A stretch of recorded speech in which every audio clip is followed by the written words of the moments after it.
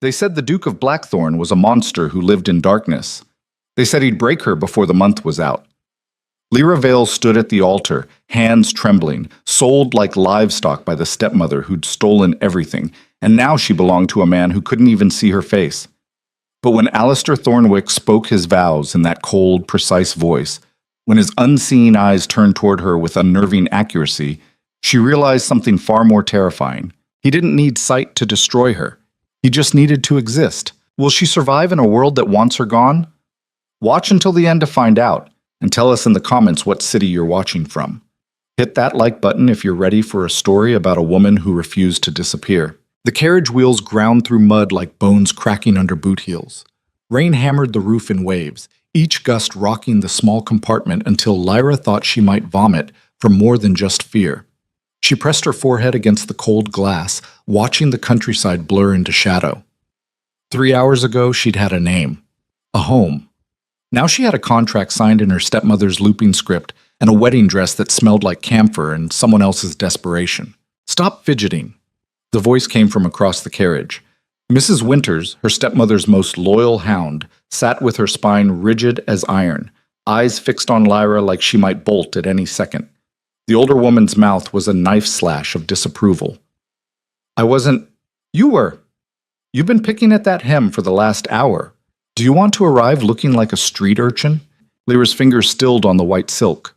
There was a loose thread near her knee, and she'd been worrying it without thinking. Old habit, the kind of thing her stepmother used to slap her hands for. It doesn't matter what I look like, Lyra said quietly. He can't see me anyway. Mrs. Winters' laugh was dry as kindling. Oh, child, you think that makes you safe? You think blindness makes a man less dangerous? She leaned forward, and Lyra caught the sour smell of the woman's breath. Let me tell you something about Duke Thornwick. 3 years ago, a servant tried to steal from him. Thought the blind Duke wouldn't notice a few missing candlesticks. They found that boy 2 days later, begging in the street with both hands broken. The Duke didn't need eyes to know exactly who'd wronged him. Said Lyra's stomach twisted. That's just a story. Is it? Mrs. Winters settled back into her seat. You'll find out soon enough. Your stepmother has given you a great gift, securing this match. The least you can do is not embarrass her by getting yourself killed in the first week. A gift. The word tasted like ash. She sold me. She ensured your future. Without this marriage, you'd have nothing. Your father's estate is gone. Because she gambled it away. Lyra's voice cracked, louder than she'd intended. The anger had been building for months, ever since her father's death, ever since Caroline had taken control of everything and burned through the family fortune like it was kindling. Every penny he left me, every property, Watch your tongue. Mrs. Winters' eyes flashed. Your stepmother did what was necessary to save you from your own foolishness. A girl of 18 with more money than sense? You'd have been swindled within a year. This way, at least you'll have a title, a home, a prison. Call it what you like, you'll still be a duchess by morning. The carriage hit a rut, and Lyra's head cracked against the window frame. Stars burst behind her eyelids. When her vision cleared, she could see the lights of Blackthorn Estate in the distance. The manor rose from the hillside like something carved from the bones of the earth itself, all dark stone and sharp angles, windows blazing against the storm. Her new home, her cage. The gates opened without ceremony. No footmen rushed out to greet them. The carriage simply rolled to a stop beneath a stone portico that dripped with rain and moss, and Mrs. Winters was already gathering her skirts. Remember, the older woman said as she opened the door. You are here to provide an heir. That is your function. Do not make yourself a nuisance. Do not ask questions. And above all, do not presume that his blindness makes him weak. Men like Alistair Thornwick do not survive by being weak. Then she was gone, disappearing into the house like smoke. Lyra sat alone in this carriage for a long moment. Through the open door she could hear voices, servants probably, preparing for the ceremony. A wedding with no guests, no celebration, just a business transaction dressed up in white silk. She could run. The thought flickered through her mind like lightning, jump from the carriage, sprint into the storm, disappear into the countryside before anyone noticed. But where would she go? Caroline had made sure there was nothing left. No relatives who'd take her in, no friends who weren't already indebted to her stepmother's social circle. No money of her own. This was the only door left open. Lyra stepped out into the rain. Okay. The entrance hall was cavernous. That was her first thought. The second was that everything in Blackthorn Estate seemed designed to make a person feel small. The ceiling stretched up into darkness, supported by columns carved with thorns and ravens. Portraits lined the walls, generations of Thornwicks staring down with cold eyes and colder expressions. At the far end, a massive staircase split into two wings, and standing at its base, her breath caught. Duke Alistair Thornwick was not what she'd expected. The rumors had painted him as ancient, decrepit, a man twisted by bitterness and isolation. But the figure waiting for her was young, maybe 30 at most, with dark hair that fell across his forehead and a face that would have been handsome if it weren't so carefully blank. He wore black from collar to boots, stark against his pale skin, and his eyes, they were gray as winter ice, unfocused, fixed on a point just past her left shoulder, blind. Miss Vale. His voice was measured, controlled, the kind of voice that gave nothing away. Welcome to Blackthorn. She realized she was staring and forced herself to move forward. Her shoes echoed on the marble floor. When she was 3 feet away, he lifted one hand. Stop there. She froze. For a long moment, he simply stood motionless, listening. She could see his chest rise and fall beneath the severe cut of his coat, could see the slight tilt of his head as he processed, what? Her breathing? The rustle of her dress? You're smaller than I expected, he said finally. Lighter on your feet, nervous. Yes, I suppose I am. Don't be. Nervousness leads to mistakes, and I don't tolerate mistakes in my household. He turned without waiting for a response. The ceremony will begin in 1 hour. Mrs. Greaves will show you to your quarters. You'll have time to prepare. Wait. The word came out before she could stop it. He paused mid-stride, didn't turn around. Shouldn't we, I don't know, talk? Before we talk. He said it like the word was foreign. About what, precisely? About anything? Everything? We're about to be married, and you don't need to know me, Miss Vale, and I certainly don't need to know you. Now he did turn, and even though his eyes couldn't focus on her, she felt pinned by his attention. Let me make this simple. I require an heir, you require security, and a name that will protect you from whatever financial ruin your family has fallen into. Those are the terms. Everything else is unnecessary. The words hit like a slap. Lyra felt her face burn. I see, she managed. No, he said softly. You don't, but you will. He gestured to someone behind her. Mrs. Greaves, take her upstairs. A woman appeared at Lyra's elbow, older, stern-faced, with keys jangling at her belt. The housekeeper's grip was firm as she steered Lyra toward the stairs. This way, miss. Mind the third step. It creaks. Lyra glanced back once. The Duke had already turned away, one hand trailing along the wall as he navigated the familiar path through his own house. She watched him disappear down a corridor, moving with the careful precision of someone who'd mapped every inch of his world in darkness. I require an heir. Nothing more. The words echoed in her skull all the way up the stairs. Her room was beautiful. She hated it immediately. It was too large, too cold, too clearly designed for someone else. The bed was massive, canopied in deep green velvet. The windows overlooked gardens she couldn't quite see in the darkness. There was a writing desk, a wardrobe that probably cost more than her father's entire library, and a portrait above the fireplace, a woman with auburn hair and sad eyes. That was the late Duchess, Mrs. Greaves said, following her gaze. His mother, dead these 10 years. What happened to her? Fell down the stairs, broke her neck. The housekeeper moved to the wardrobe, pulling out a nightgown. Tragic accident. The Duke was only 20 when it happened. Some say that's when he truly went blind. Not from the fever that took his sight, but from grief. Lyra touched the edge of the writing desk. The wood was smooth, recently polished. Did he love her very much? That's not a question you should be asking. Mrs. Greaves's tone sharpened. And not one I'd answer if it were. Now, you have 45 minutes before the ceremony. There's water in the basin if you want to wash. The wedding dress is laid out. Do you need help with the buttons? No, I can manage. Good. Because no one here has time to coddle you, girl. This isn't a fairy tale. You're here to do a job, same as the rest of us. The housekeeper headed for the door, then paused. One more thing. The Duke's quarters are in the West Wing. You'll be summoned when you're needed. Until then, stay in this wing. Don't wander, don't ask questions, and don't go into the library after dark. Why not? Mrs. Greaves' expression flickered, something almost like pity. Because that's where he goes when he wants to be alone. And a man like the Duke? You don't want to see what he's like when his solitude is interrupted. Then she was gone, and Lyra was alone with a dead woman's portrait staring down at her.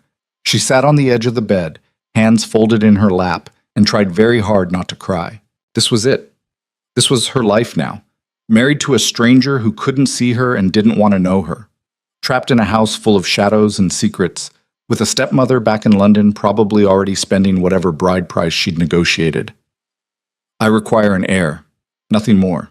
Lyra stood abruptly, crossed to the window and pressed her palms against the cold glass. Rain streaked down in rivulets, distorting the world beyond. She could barely make out the edge of the gardens, the dark line of trees beyond.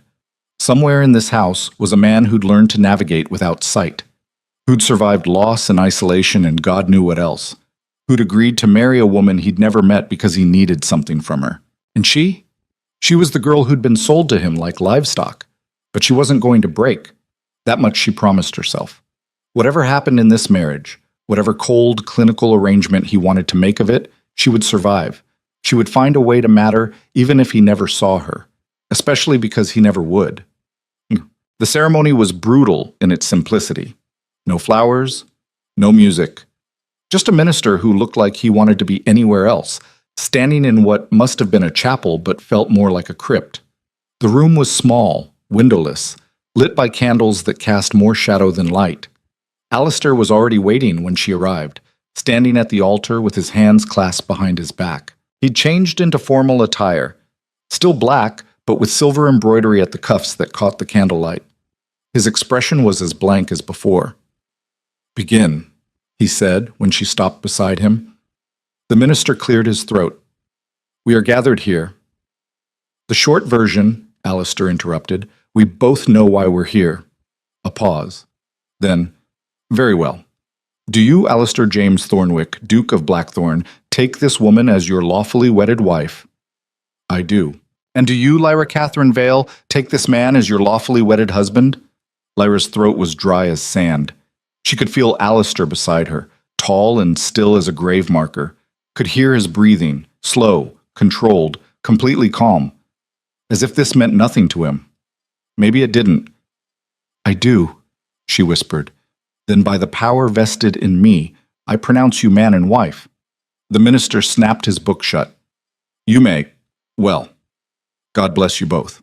He left before Lyra could process what had happened, just turned and walked out, his footsteps echoing in the empty chapel. The door closed with a hollow thud. She was alone with her husband. Alistair turned toward her, not quite facing her, but close enough. "There's a dinner prepared in the east parlor. We'll eat, make an appearance for the sake of propriety, and then you'll return to your quarters. Tomorrow Mrs. Greaves will go over your duties as Duchess. You'll have control of the household accounts, the staff schedules, and any social obligations that require a hostess." "That's it?" Lyra couldn't keep the edge out of her voice. "That's all you have to say. What else is there?" "We just got married." "Yes, and now we're married. The legal requirements have been met. Was there something else you expected? Romance?" His lip curled slightly. "I'm not capable of that, Miss..." "Apologies. Duchess Thornwick. I thought your stepmother would have made that clear."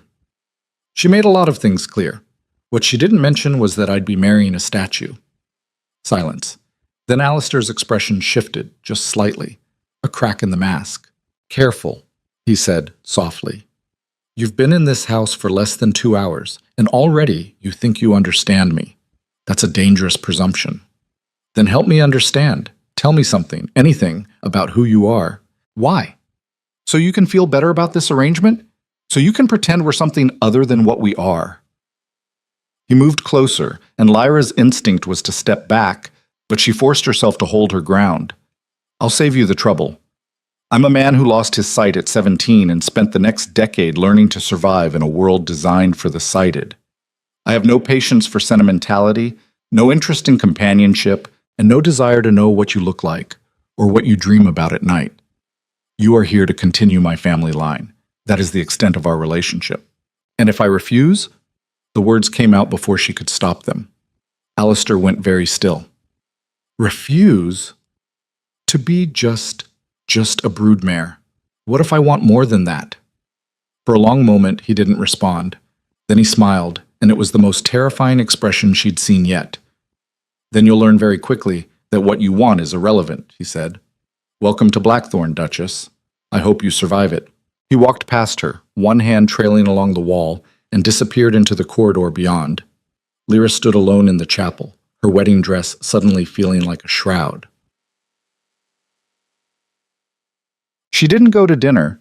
Instead, she found her way back to her room and locked the door. Stripped out of the wedding dress and left it in a heap on the floor. Changed into the nightgown Mrs. Greaves had laid out, plain white cotton that smelled like lavender and made her feel like a ghost. Then she sat at the writing desk and stared at the blank paper in front of her. Who would she even write to? Her stepmother, who'd sold her? The friends who'd vanished the moment Caroline started spending her father's money? There was no one left. No one who cared whether she lived or died in this cold, dark house. A knock at the door made her jump. Duchess? Mrs. Greaves' voice. The Duke requests your presence. Lyra's stomach dropped. Now? Yes, now. He's waiting in his chambers. His chambers. Of course. The wedding night. She'd been so focused on surviving the ceremony that she hadn't let herself think about what came after. But Alistair had been clear. He required an heir. And an heir required... Her hands were shaking as she stood. I'll need a moment. You'll need to come now. The Duke doesn't like to be kept waiting. There was no warmth in the housekeeper's voice, no sympathy, just the cold efficiency of someone who'd seen this play out before and knew exactly how it would end.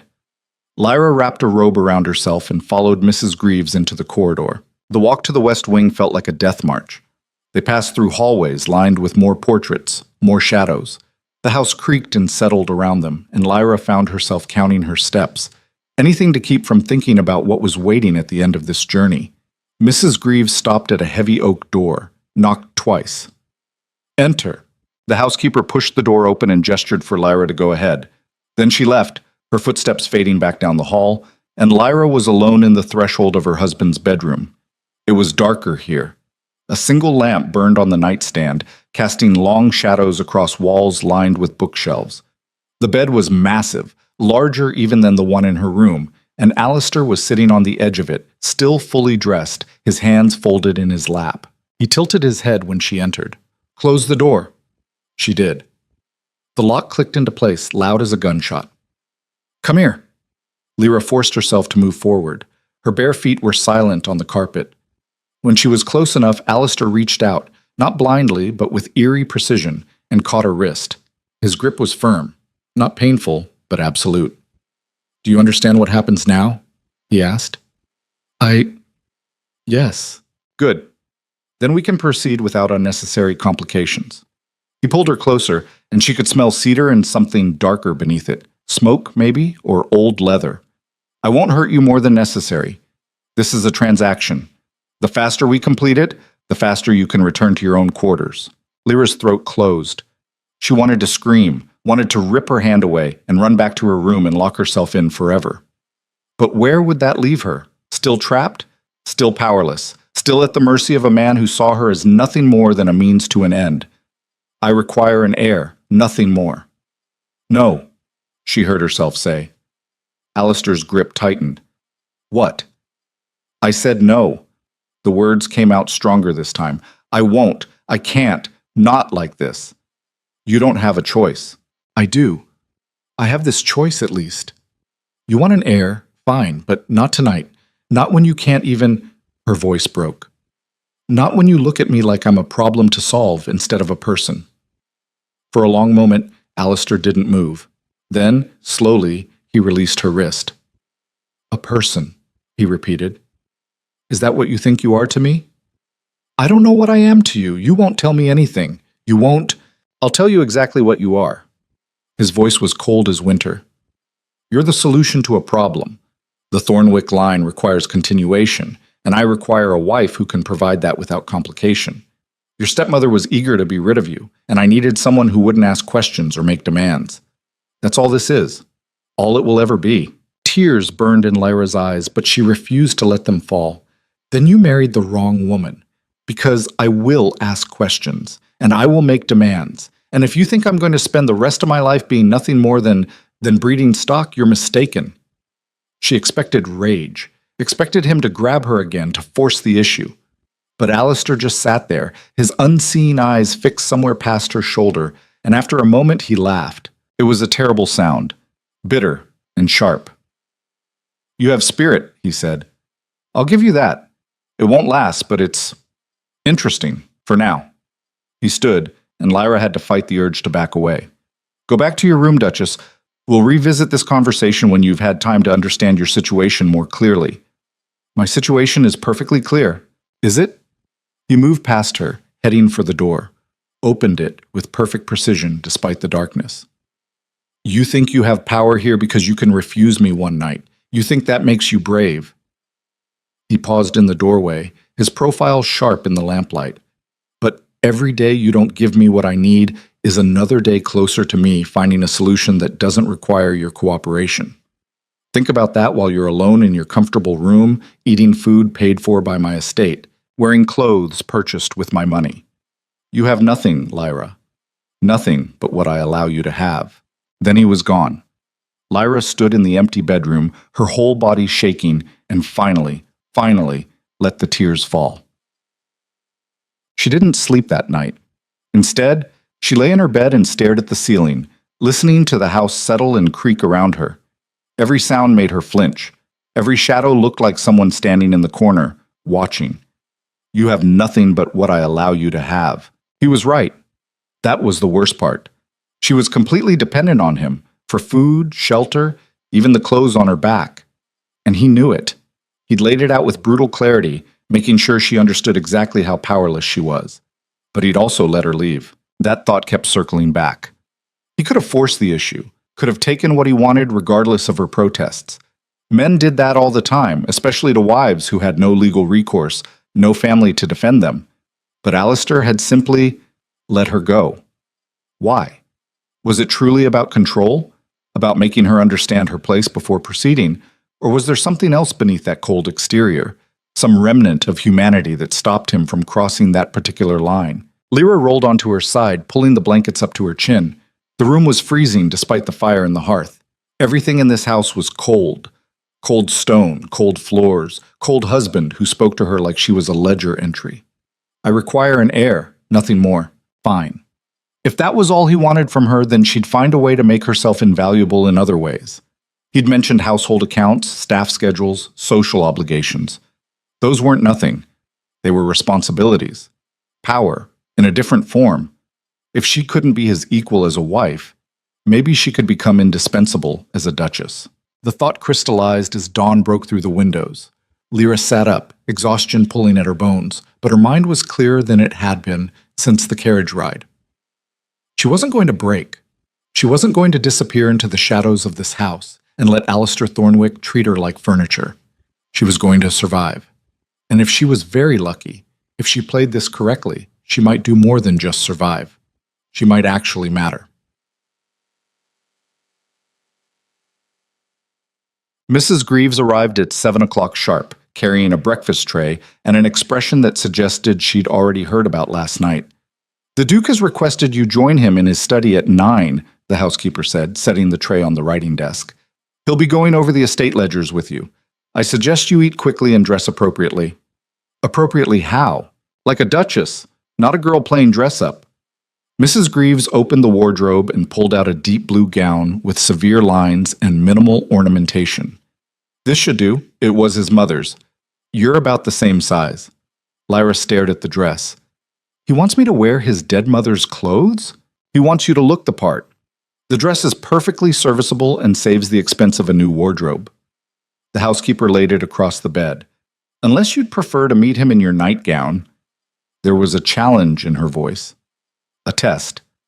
Lyra stood. I'll wear the dress. Good. I'll send a girl up to help with the buttons in 30 minutes. After Mrs. Greaves left, Lyra picked at the breakfast, toast and jam, tea that was already going cold. Her stomach was too knotted to eat much. She kept thinking about the study, about sitting across from Alistair and pretending last night hadn't happened, about navigating a conversation with a man who seemed determined to keep her at arm's length while simultaneously demanding she fulfill her wifely duties. Every day you don't give me what I need is another day closer to me finding a solution that doesn't require your cooperation. What did that mean? Would he truly cast her aside if she continued to refuse? Have the marriage annulled? Find someone more compliant? The thought should have brought relief. Instead, it made something twist in her chest, something that felt uncomfortably like determination. She wasn't going to be cast aside. Not again. Not after everything she'd already lost. The maid who came to help with the dress was young, maybe 16, with nervous hands and a tendency to avoid eye contact. She worked in silence, lacing Lyra into the gown with quick, practiced movements. When she finished, Lyra caught sight of herself in the mirror and barely recognized the woman staring back. The dress transformed her, made her look older, more severe, like someone who belonged in this cold, dark house, like a duchess. "His Grace is waiting in the study," the maid whispered. "Second floor, east wing, third door on the left." "Thank you." Lyra smoothed her skirts. "What's your name?" The girl blinked. "Annie, Your Grace." "Thank you, Annie." The walk to the study felt shorter than it should have. Lyra found the door and paused, her hand on the knob. She could hear movement inside, the rustle of paper, the scrape of a chair. He was already working. She knocked. "Enter." Alistair was seated behind a massive desk, his fingers moving across a page covered in what looked like raised dots. Braille. He didn't look up when she came in, just continued reading, his expression focused. "Sit," he said after a moment, gesturing to the chair across from him. Lyra sat. The chair was hard-backed and uncomfortable, probably by design. "I've had Mrs. Greaves prepare a summary of the household accounts," Alistair continued, still not lifting his head. "You'll need to familiarize yourself with current expenditures, staff salaries, and quarterly projections. There's also a list of upcoming social obligations that require a hostess. You'll attend those functions and represent the estate appropriately." He slid a stack of papers across the desk. Lyra caught them before they fell. "Is that all?" she asked. "For now." Finally, he leaned back in his chair, his unseen eyes fixed somewhere past her left shoulder. "Unless you have questions." "I have dozens of questions." "Make them brief." Lyra glanced down at the papers. The numbers swam before her eyes, pounds and shillings, expenditures and projections, a whole world of responsibility she'd never asked for. "Why me?" she said finally. "I beg your pardon? Why did you agree to this marriage? There must have been other options. Other women whose families wanted a connection to the Thornwick name. So why accept my stepmother's offer?" Alistair's expression didn't change. "Because your stepmother asked for less than the others." The words were a slap. Lyra felt her face burn. "I see. Do you? Good. Then we can move past the romantic delusions and focus on what actually matters." He pulled another document from the desk, this one also in Braille. "The harvest reports came in yesterday. Yields are down 12% from last year. I need you to review the tenant contracts and identify which farms are underperforming." "I don't know anything about farming." "Then learn. You have access to the library. Use it." He stood, signaling the end of the meeting. "Mrs. Greaves will answer any questions about household management. For everything else, figure it out yourself. I don't have time to hold your hand through basic competency." Lyra stood as well, clutching the papers to her chest. "You really are exactly what they said you were." That made him pause. "And what's that?" "A monster." She expected anger. Instead, Alistair smiled. That same terrible smile from last night. "Good," he said softly. "Then you know what you're dealing with." Lyra turned and walked out before he could see her hands shaking. The library was her salvation. She found it that afternoon, tucked away in the north wing on the second floor. The room was enormous, 2 stories tall with shelves that climbed to the ceiling and a spiral staircase leading to a walkway above. Sunlight streamed through tall windows, illuminating dust motes that danced in the air. It was the first warm space she'd found in Blackthorn. Lyra wandered the shelves, running her fingers along leather spines. There were hundreds of books here, thousands maybe. History, philosophy, agriculture, medicine. An entire section on estate management, another on law. And in the corner, barely visible behind a reading chair, a section on blindness. She pulled one of the volumes down.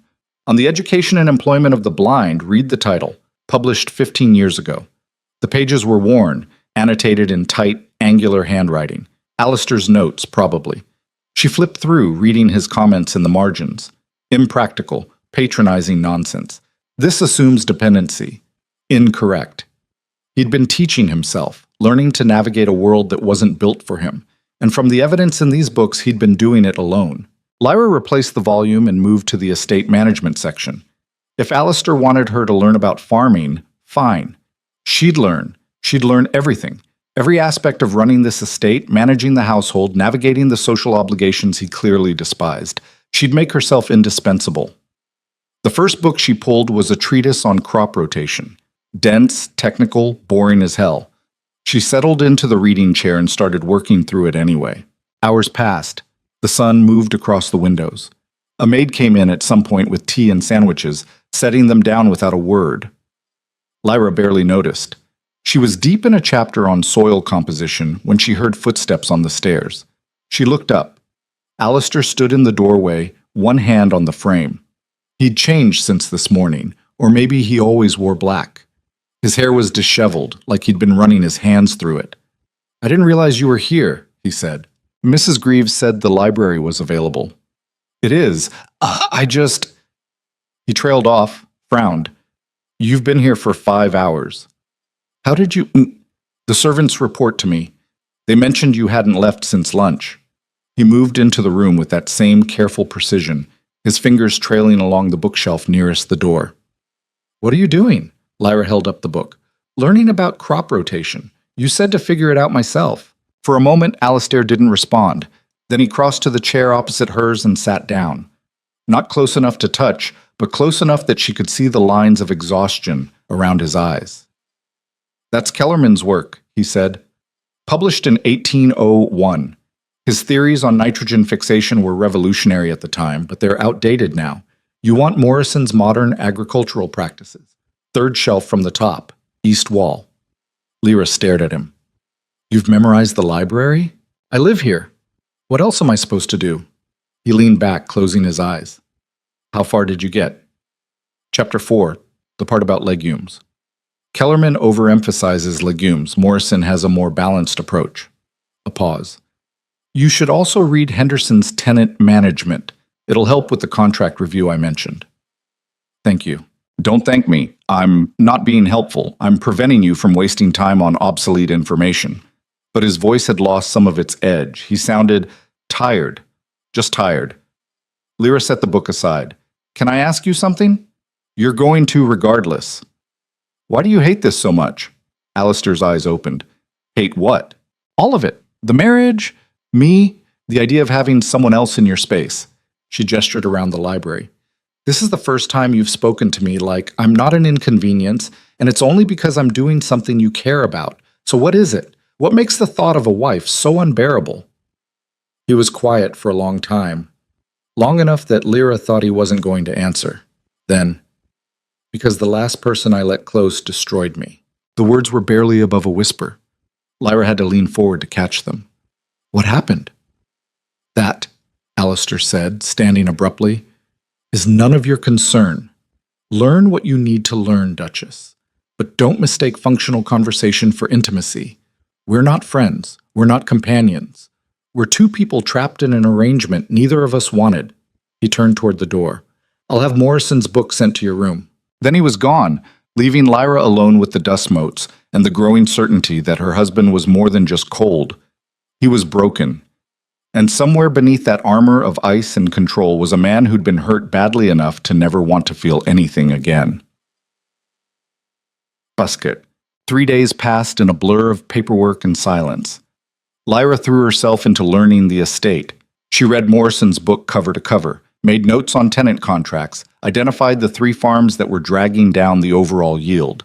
She met with Mrs. Greaves every morning to review household accounts and discovered that the estate was spending twice as much on candles as it should have been. The suppliers have been overcharging for years, she told Alistair during their next meeting in the study. I contacted 3 alternate vendors. We could cut costs by 30%. He looked up from his Braille documents, head tilted.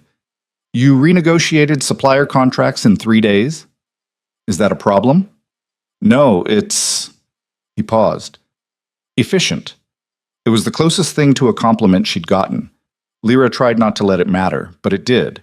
She started attending to other aspects of the estate.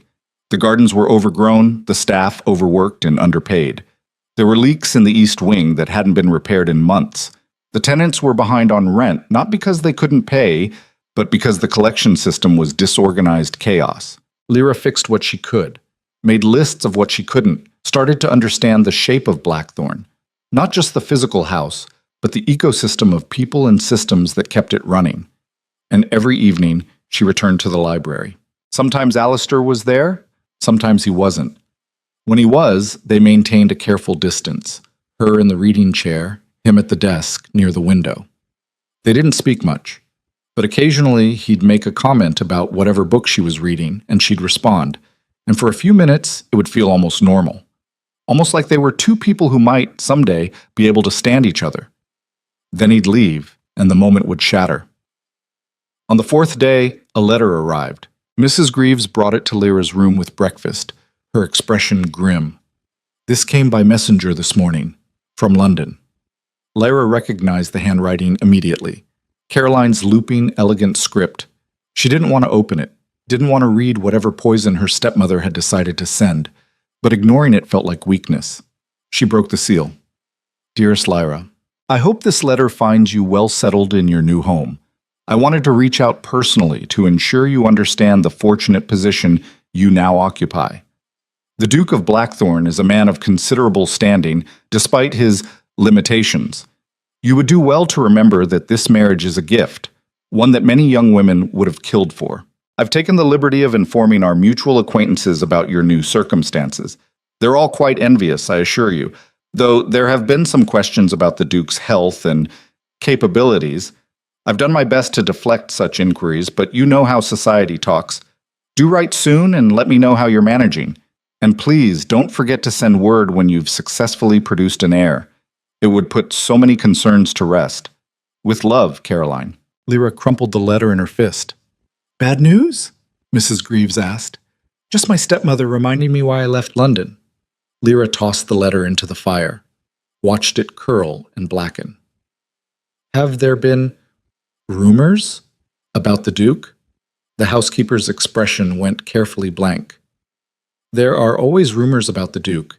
He's blind, he's reclusive, he doesn't attend society functions. People talk. What do they say? Nothing worth repeating. But Mrs. Greaves' hands were tight on the breakfast tray.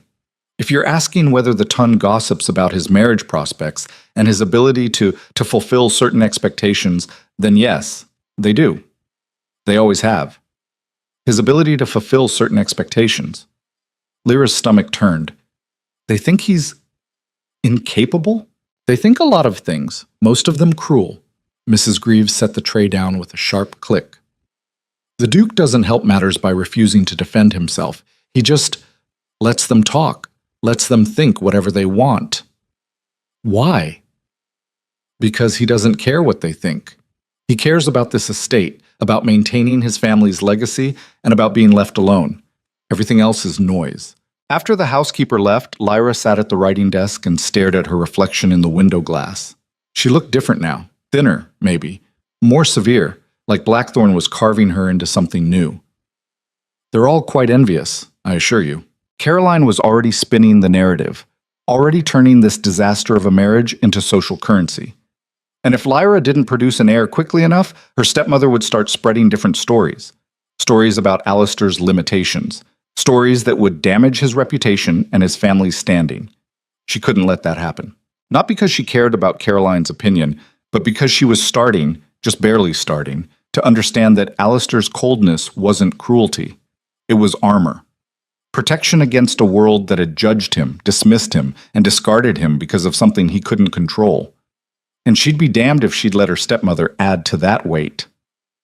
But that night, Lyra walked to the West Wing without being summoned. It was late, past 11. The house was dark, most of the servants already in bed.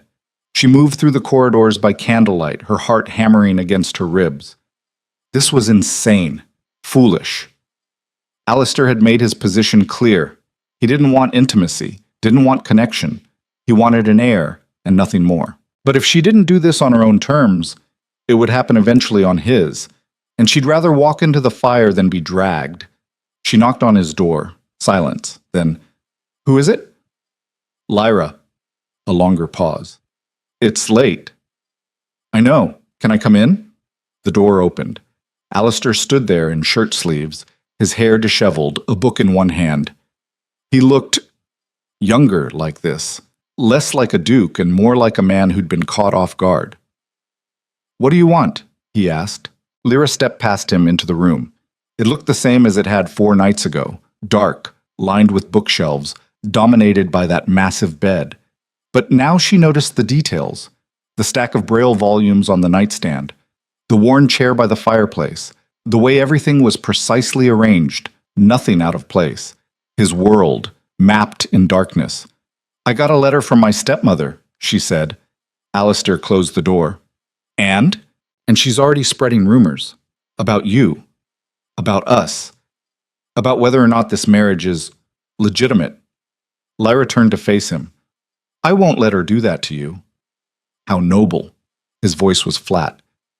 "But unnecessary. I've been the subject of rumors my entire adult life. One more won't make a difference. It will if she convinces society you're incapable of producing an heir." That got his attention. His expression hardened. "She wouldn't dare." "She already has. She as much as said it in the letter. And if I don't give her proof that this marriage is real, that we're—" Lyra's throat went tight. "She'll make sure everyone knows." Alistair moved to the fireplace, bracing one hand against the mantel. "So you're here out of spite, to prevent your stepmother from winning." "I'm here because I'm tired of being powerless." The words burst out louder than she'd intended. "I'm tired of people making decisions for me, about me, without asking what I want. My stepmother sold me to you like I was property. You treat me like a problem to be solved. And I'm done. I'm done letting other people dictate my life." "Then leave." "What?" Alistair turned to face her. "If you're so tired of being powerless, leave. Walk out that door. I won't stop you." Lyra stared at him. "You're serious?" "Completely. The marriage can be annulled. You can return to London, find someone else, build whatever life you want. I won't stand in your way." "And lose everything? Again?" Lyra laughed, bitter. "No, I'm not going back to being nobody. If I'm going to be stuck in this marriage, I'm going to make it mean something." "Such as?" "Such as proving we're not a joke. Such as giving your tenants a Duchess who actually cares about their welfare. Such as—" She stepped closer. "Such as giving you what you need so my stepmother has no ammunition left." Alistair went very still. "You're offering yourself." "I'm offering a choice. We can do this your way. Cold, clinical, transactional. Or we can try to make it bearable. Maybe even—" She swallowed. "Maybe even tolerable." For a long moment he didn't respond. Then he laughed, that same bitter sound from before. "You think tolerance is achievable here? In this house? With me? I don't know, but I'd rather try than just give up." Alistair moved closer, and Lyra forced herself not to retreat. He stopped when he was close enough that she could feel the heat radiating off him, could smell cedar and smoke, and something darker beneath. "You have no idea what you're asking for," he said softly. "Then show me."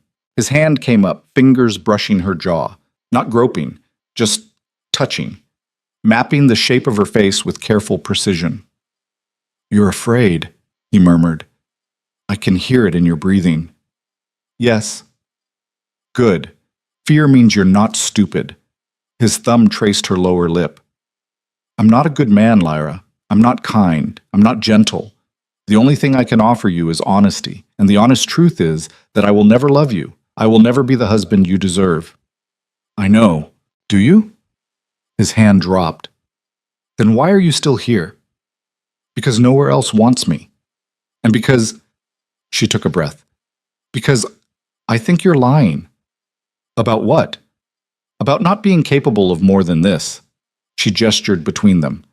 I've seen you with the estate, with the tenants, with the books in the library. You care about things. You just don't want anyone to know it. Alistair's expression went blank.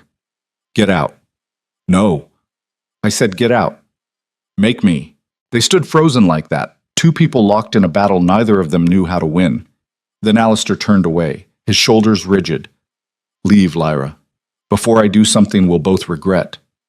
She should have listened, should have walked out and left him to his darkness.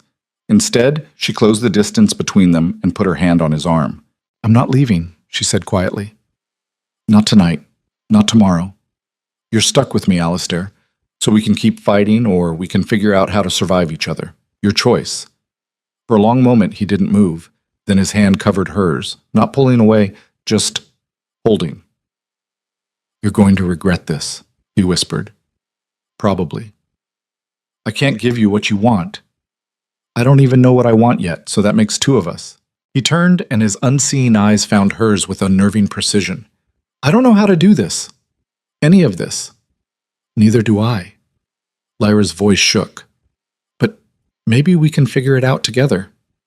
Alistair's jaw tightened. Then, slowly, carefully, he leaned down and kissed her. It wasn't gentle. It wasn't romantic. It was desperate and terrifying and somehow exactly what she needed. Proof that beneath all that ice was something human. Something that could still feel. When he pulled back, his breathing was ragged. Last chance to run. Lyra looked up at him, at this broken, difficult, impossible man, and made her choice. I'm not running, she said. And as he pulled her closer, as the distance between them finally collapsed, Lyra realized something that should have terrified her, but somehow didn't. She wasn't just fighting to survive anymore. She was fighting to stay. The morning after changed nothing. That was the first thing Lyra realized when she woke alone in Alistair's bed, sunlight cutting through the curtains like accusations. The sheets beside her were cold. He'd left hours ago, probably the moment she'd fallen asleep. No note. No acknowledgement that anything had shifted between them. She dressed in silence, her hands shaking as she laced herself into yesterday's gown. Every muscle ached. Not from pain, he'd been careful, almost clinically so, but from the tension of it. The weight of choosing this, of crossing a line she couldn't uncross. When she returned to her own quarters, Annie was waiting with fresh clothes and a carefully neutral expression. His Grace requests your presence in the study at 9, the maid said, not meeting her eyes. Of course he did. Back to business. Back to ledgers and tenant reports and pretending last night had been nothing more than a biological necessity. Lyra wanted to scream. Instead, she let Annie help her into a fresh dress, another of the late Duchess's cast-offs, and made her way downstairs with her spine straight and her face blank. She'd made her choice. Now she had to live with it. Alistair was already at his desk when she entered, fingers moving across a braille document with mechanical precision. He didn't look up. Close the door. Lyra did, moved to the chair across from him and sat, hands folded in her lap. Waited. The silence stretched. Outside, she could hear the distant sounds of the estate waking up. Servants moving through corridors, horses in the stable yard. Normal sounds. As if nothing had changed. The tenant contracts, Alistair said finally, still not lifting his head. Did you finish the review? Her throat went tight. Yes. And? 3 farms are consistently underperforming. The Marsden property hasn't met quota in 2 years. The Wickham farm lost half their livestock to disease last winter and never recovered. And the Pritchard land has soil contamination from the old mine shaft, I'm aware. He set the document aside. Recommendations? Lyra forced herself to focus, to pretend they were just discussing business. Marsden needs an extension on his rent. His daughter's sick. He's been using his income for physicians instead of improvements. If we give him 6 months, he'll catch up. And if he doesn't? Then we renegotiate. But throwing him off the land accomplishes nothing. We lose a tenant, the property sits empty, and we still don't have the revenue. Alistair's fingers drummed against the desk. The Wickham farm? Consolidate it with the northern property. The widow can't manage it alone and her son's too young. If we combine the lands and bring in a new tenant to oversee both, We increase efficiency, and she keeps a share of the profits. Generous. Practical. A desperate widow with a child is a liability. A widow with stable income and a roof over her head is an asset. For the first time, Alistair looked up. His unseen eyes found her with that unnerving precision. You've been thinking about this. You told me to learn the estate. I'm learning. A pause. Then, and the Pritchard land? Abandon it. The contamination's too severe. Trying to farm it is throwing money into a pit. We're better off leaving it fallow and reallocating those resources elsewhere. Alistair leaned back in his chair and something shifted in his expression. Not quite approval, but close. You're more ruthless than I expected, he said. I'm practical. There's a difference. Is there? He stood, moving to the window with that careful navigation of someone who knew every step by heart. Pritchard's family has worked that land for 3 generations. You're suggesting we just discard them. I'm suggesting we stop pretending contaminated soil will magically heal itself. If you want to help the Pritchards, find them work elsewhere on the estate. But don't keep pouring money into a failing enterprise out of sentiment. I don't do sentiment. Then why are we having this conversation? Alistair went still. When he spoke again, his voice was low, dangerous. Careful, Duchess. Just because I allowed certain intimacies last night doesn't mean you have license to question my decisions. I'm not questioning your decisions. I'm presenting alternatives. Isn't that what you hired me for? I didn't hire you. I married you. There's a difference. Then what exactly am I? Your wife? Your employee? She stopped herself before she said the word that had been burning in her mind all morning. Whore. But Alistair heard it anyway. His jaw tightened. You're whatever you choose to be, he said. But don't pretend last night changed the fundamental nature of this arrangement. It didn't. You're still here because you have nowhere else to go. And I'm still tolerating your presence because you're moderately useful. That's all this is. The words hit like a slap. Lyra stood, her hands clenched into fists. You're right, she said quietly. Last night didn't change anything. You're still a bastard, and I'm still trapped. So let's stop pretending either of us has a choice here. She turned to leave. Lyra. She stopped, didn't turn around. Implement your recommendations, Alistair said, for the tenant contracts. You're right about all of them. I just wanted to see if you'd defend your reasoning under pressure. Her nails dug into her palms. Was that a test? Everything's a test. You should know that by now. And did I pass? Silence. Then, you're still here, aren't you? Lyra walked out before she could do something stupid, like cry, or throw something at his head. She threw herself into work instead. Over the next week, Lyra became a ghost in her own house, moving through corridors with ledgers tucked under her arm, meeting with tenants, reorganizing supply chains, hunting down inefficiencies like they were personal enemies. Mrs. Greaves watched with something between suspicion and grudging respect. You're making the other estates look bad, the housekeeper said one afternoon, catching Lyra in the midst of renegotiating grain prices with a local miller. The Duchess of Harrington heard about your cost reductions and demanded her staff explain why they haven't done the same. Lyra didn't look up from her notes. Good. You're also making enemies. The previous suppliers aren't happy about losing contracts. They should have charged fair prices. Fair doesn't matter when they have connections to half the peerage. That made Lyra pause. Are you saying I should back down? Mrs. Greaves' expression was unreadable. I'm saying you should be aware of the consequences. The ton has long memories, cross the wrong people, and they'll find ways to make you pay. Let them try. The housekeeper shook her head. You're as stubborn as he is. Who? The Duke. You two are cut from the same cloth. Too proud to bend, too angry to break. It's going to destroy you both if you're not careful. After she left, Lyra sat in the empty study and stared at the numbers swimming before her eyes. Mrs. Greaves wasn't wrong. She was making enemies. But what choice did she have? Smile and accept inefficiency? Pretend the estate wasn't hemorrhaging money in a dozen different directions? No.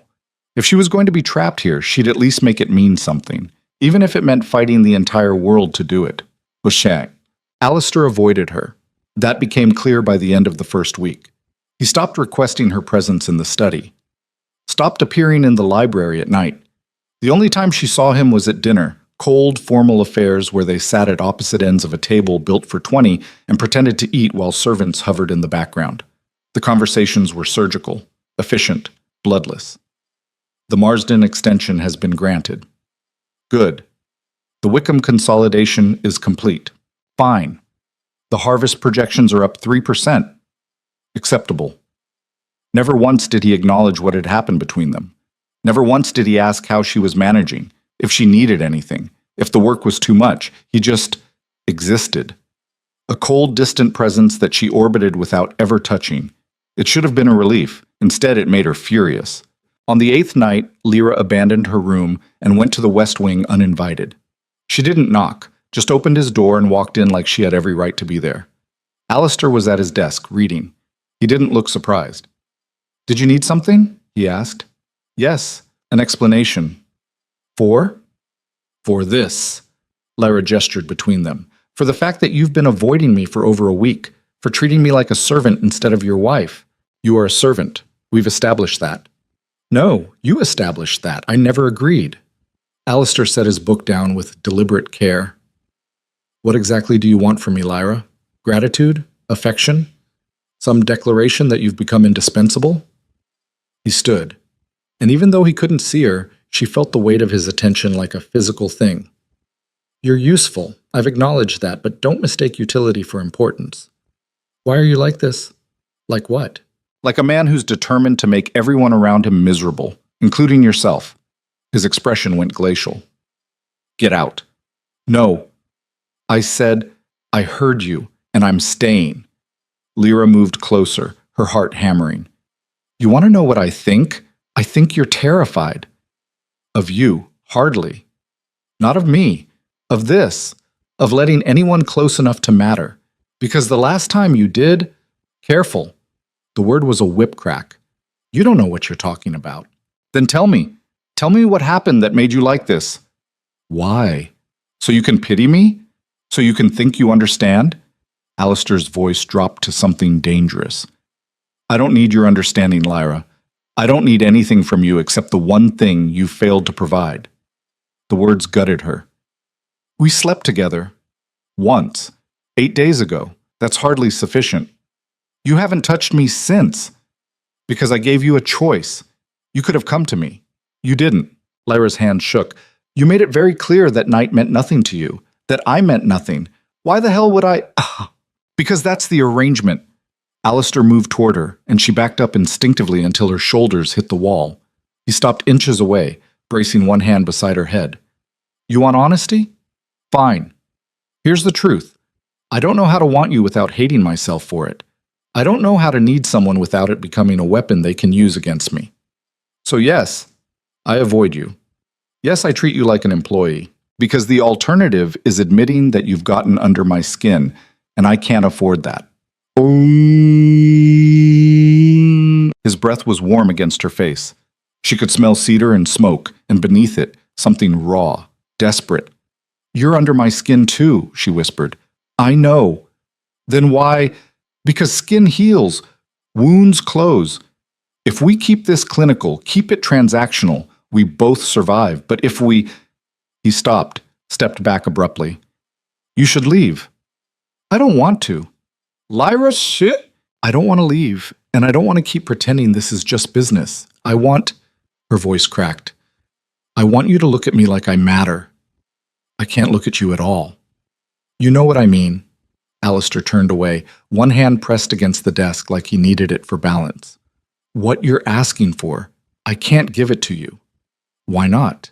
"Because I tried that once. I let someone in. I trusted them. He stopped, took a breath. "Her name was Eleanor. We were engaged. I was 19, she was 17, beautiful, clever, everything I thought I wanted. And when the fever took my sight, when I woke up in darkness and couldn't see her face anymore, do you know what she did?" Lyra's throat closed. "Alistair? She left. Broke the engagement within a week. Said she couldn't marry a cripple. Said her family wouldn't allow it." His voice was flat, dead. "I begged her to stay, got down on my knees in front of her and begged like a dog.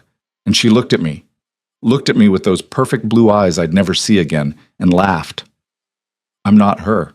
No, you're worse, because she was honest about what she wanted. You? You keep pushing, keep demanding more, and I don't know what endgame you're playing. Are you trying to manipulate me into caring, into giving you power over me, or are you genuinely stupid enough to think this can be anything other than what it is? The words should have hurt, should have sent her running. Instead, they made everything click into place. You're not afraid I'll leave, Lyra said slowly. You're afraid I'll stay. Alistair went very still. You're afraid that if you let me in, really let me in, you'll start to depend on me, and then I'll have the power to destroy you the way she did. She moved toward him, and he didn't retreat. That's why you keep pushing me away. Not because you don't want me here, because you do.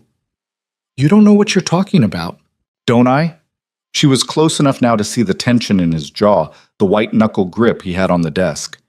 You said I'm under your skin. You said you don't know how to want me without hating yourself. That's not indifference, Alistair. That's fear. And what if it is? He turned toward her, and his eyes found hers with terrifying accuracy. What if I am afraid? What difference does it make?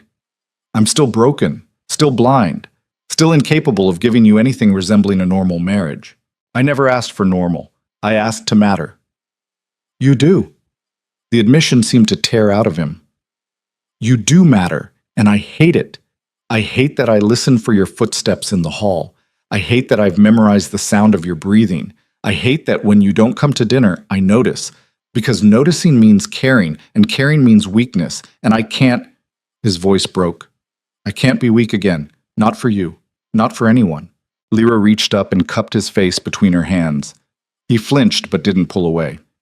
Then don't be weak, she said. Be honest. Stop hiding behind this armor and just be human with me. I don't know how. Neither do I. But we can figure it out together. For a long moment they stood frozen, her hands on his face, his breath ragged, the space between them charged with something that felt too big to name. Then Alistair's control shattered. He pulled her against him, one hand fisting in her hair, and kissed her like he was drowning. It wasn't gentle, it wasn't sweet. It was desperation and anger and need all tangled together. And Lyra met it with equal force, because she was just as desperate, just as angry, just as tired of pretending this was anything less than what it was. They didn't make it to the bed. This time, when morning came, he was still there. Lyra woke on the floor beside his desk, wrapped in his coat, Alistair's arm heavy across her waist. Sunlight streamed through the windows, painting everything gold. She could hear his breathing, slow, even, peaceful in a way she'd never seen him before. She shifted slightly, and his grip tightened. Don't, he murmured, voice rough with sleep. Not yet. So she stayed. Let herself have this moment of quiet, of warmth, of something that almost felt like peace. I meant what I said last night, Alistair said after a while. I don't know how to do this. I know. And I'm going to hurt you, probably repeatedly. I don't know how to be, soft. I'm not asking for soft. I'm asking for honest. He was quiet for a moment. Then, the estate needs you. I've been fighting that reality for weeks, but it's true. You've accomplished more in 2 weeks than I managed in 2 years. The tenants respect you. The staff listens to you. He stopped. You're good at this. It wasn't a declaration of love, but coming from him, it felt close. Thank you, Lyra said. Don't thank me. I'm not complimenting you. I'm acknowledging a fact. But his hand moved to her hair, fingers threading through the tangles. There's a dinner in 3 weeks. The Harrington estate. All the local gentry will be there. You'll need to attend. Will you be there? No. I don't attend social functions. Why not? Because I'm blind, Lyra.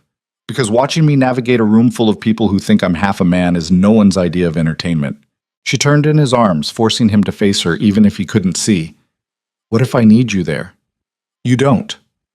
Yes, I do. Because showing up alone makes me look weak. Makes it look like you're ashamed of me. Or worse, like the rumors are true. Alistair's jaw tightened. What rumors? The ones my stepmother's been spreading. About our marriage being a sham, about you being incapable. The temperature in the room dropped 10 degrees. She said that? His voice was lethal. She implied it, and if I show up to that dinner without you, everyone's going to assume she's right. So bring a chaperone. Mrs. Greaves, one of the servants. That's not the point. The point is, Lyra sat up, pulling his coat around her shoulders. The point is that I'm your wife, and if you can't even be seen in public with me, what does that say about us? It says I'm protecting you from the humiliation of being associated with a blind cripple. Stop calling yourself that. Why? It's what I am. No, it's what you've decided you are. It's the armor you hide behind so you don't have to risk anything. Lyra's voice shook. You want honesty? Fine. Here's mine. I'm terrified. Every day in this house, I'm terrified. Terrified that I'm not good enough, that I'll fail, that you'll find a reason to discard me like everyone else has, but I show up anyway. I do the work anyway. I fight anyway. And the absolute least you could do is stand beside me when I need you. Alistair's expression was unreadable. You're asking me to attend a social function where I'll be judged, pitied, and mocked, where every mistake I make will be ammunition for people who already think I'm pathetic. I'm asking you to choose me. Just once. Choose me over your fear. The silence stretched. Lyra could see him warring with himself, could see the tension in every line of his body. Finally, he stood, reaching for his shirt. I'll think about it, he said. That's not an answer. It's the only one you're getting. He buttoned the shirt with practiced efficiency, not looking at her. You should return to your quarters. The servants will talk if they find you here in the morning. Let them talk. Lyra, I said let them talk. I'm tired of hiding, tired of pretending this doesn't exist. She stood, letting his coat fall away. If you're ashamed of me, say so, but don't use the servants as an excuse. I'm not ashamed of you. Then prove it. Come to the dinner, stand beside me, show the entire county that you're not afraid of them. Alistair's hand stilled on his buttons. You have no idea what you're asking. Then explain it to me. I can't, the words burst out of him. I can't explain what it's like to walk into a room and know that everyone is watching you, waiting for you to stumble, to feel their pity like a weight on your shoulders, to hear the whispers, oh, poor Duke Thornwick, so tragic, what a waste. I can't explain how much I hate myself for letting it matter, for caring what they think when I should be above it. But I do care. I hate that I care, but I do. Lyra crossed to him, took his hands. Then let me carry some of that weight. That's what marriage is supposed to be, isn't it? Sharing the burden. This isn't a burden you signed up for. I signed up for you, all of you, the good and the bad and the terrifying. She pressed his palm against her cheek. Please, Alistair, I can't do this alone. For a long moment he stood motionless. Then slowly, his thumb traced the line of her cheekbone. You're going to regret this, he said quietly. Probably, but I'd rather regret trying than regret never having tried at all. He pulled her against his chest, and Lyra wrapped her arms around him, feeling the tension slowly drain from his body. 3 weeks, he said into her hair. I have 3 weeks to figure out how not to humiliate you in front of the entire peerage. You won't humiliate me. You don't know that. Yes, I do. Because you're stronger than you think you are, and because I'll be right there beside you. Alistair didn't respond, just held her tighter, like she was the only solid thing in a world made of shifting sand. And in that moment, Lyra realized something that should have terrified her, but somehow didn't. She was falling for him. For this difficult, damaged, impossible man who fought against caring with every breath, and lost a little more each day. God help them both. The next 2 weeks passed in a blur of preparation. Lyra threw herself into planning for the Harrington dinner with the same ruthless efficiency she'd applied to the estate. New dresses were commissioned, not cast-offs this time, but proper gowns tailored specifically for her. She met with Mrs. Greaves to go over etiquette, social hierarchies, who was allied with whom, and who hated whose guts. The Duchess of Harrington is a viper, the housekeeper warned. She'll smile to your face and stab you in the back before dessert. Don't trust anything she says. Noted. And Lady Morrison will try to corner you about the Duke's health. She's been angling for information for years. What should I tell her? Nothing. Smile, deflect, and change the subject. Never give them ammunition. Lyra absorbed it all like a woman preparing for war. Because that's what this was. War. Against her stepmother's rumors, against the Tone's judgment, against every person who'd decided Alistair was weak and she was desperate. She was going to prove them all wrong. Meanwhile, Alistair became increasingly tense. She'd find him in the library at odd hours, pacing the length of the room like a caged animal. When she tried to talk to him, he'd brush her off with one-word answers. "I'm fine. Just thinking. Leave me alone." But at night he'd come to her room, or she'd go to his, and in the darkness the armor would crack just enough for her to see the man beneath. "I'm going to fail," he told her one night, his voice barely above a whisper. "I'm going to walk into that ballroom and trip over my own feet, and everyone will see exactly how pathetic I am." "You won't. You don't know that." "Yes, I do, because I've watched you navigate this entire estate without a single mistake. You know every step, every turn. You're not going to trip. That's here. That's familiar. The Harrington estate will be full of people who underestimate you. Let them, and then prove them wrong by simply existing." She pressed a kiss to his temple. "You're not weak, Alistair. You're the strongest person I know. You just don't see it yet." He laughed bitterly. "I don't see anything. You see more than most people with perfect vision. You see problems before they happen. You see inefficiency and waste and how to fix it. You see—" She stopped. "You saw me. When everyone else looked right through me, you saw that I could be useful, that I could matter. That's different." "How?" He didn't answer, just pulled her closer and buried his face in her hair. 3 days before the dinner, a letter arrived from London. Lyra recognized Caroline's handwriting immediately and almost threw it in the fire unopened. But something made her break the seal. "Dearest Lyra, I've heard the most interesting rumors about the upcoming Harrington dinner. Apparently the Duke has agreed to attend? How unexpected. I do hope he doesn't make a fool of himself. It would be such a shame if his limitations became public spectacle. Do give him my regards, and remind him that some things are better kept private." With love, Caroline Lyra's hands shook as she crumpled the letter. Caroline knew. Somehow she'd heard about the dinner and was already positioning herself to make it a disaster. She found Alistair in the study, working through estate documents. "We need to talk," she said. He looked up. "About?" "My stepmother. She knows about the Harrington dinner, and she's planning something." Alistair's expression went cold. "Let her plan." "You don't understand. She's been spreading rumors for weeks. If she shows up at that dinner, then we'll deal with it." He stood, moving around the desk. "I'm not canceling because your stepmother wants to play games. I'm not asking you to cancel. I'm asking you to be prepared. She's going to try to embarrass you, to prove that the marriage is a sham." "And how exactly will she do that?" Lyra hesitated. By implying that we haven't consummated the marriage, that you're incapable." The silence was deafening. "I see," Alistair said finally. "And you think I should what? Defend my capabilities in front of the entire peerage? No, I wanted you to know what we're walking into. I appreciate the warning, but I'm not going to dignify such accusations with a response." He turned back to his desk. "If people want to believe I'm a eunuch, let them. Their opinions mean nothing to me."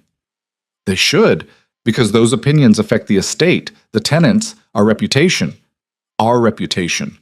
He said it like the words tasted foul. "Is that what this is about? You're worried about how you'll look if people think your husband can't perform his marital duties?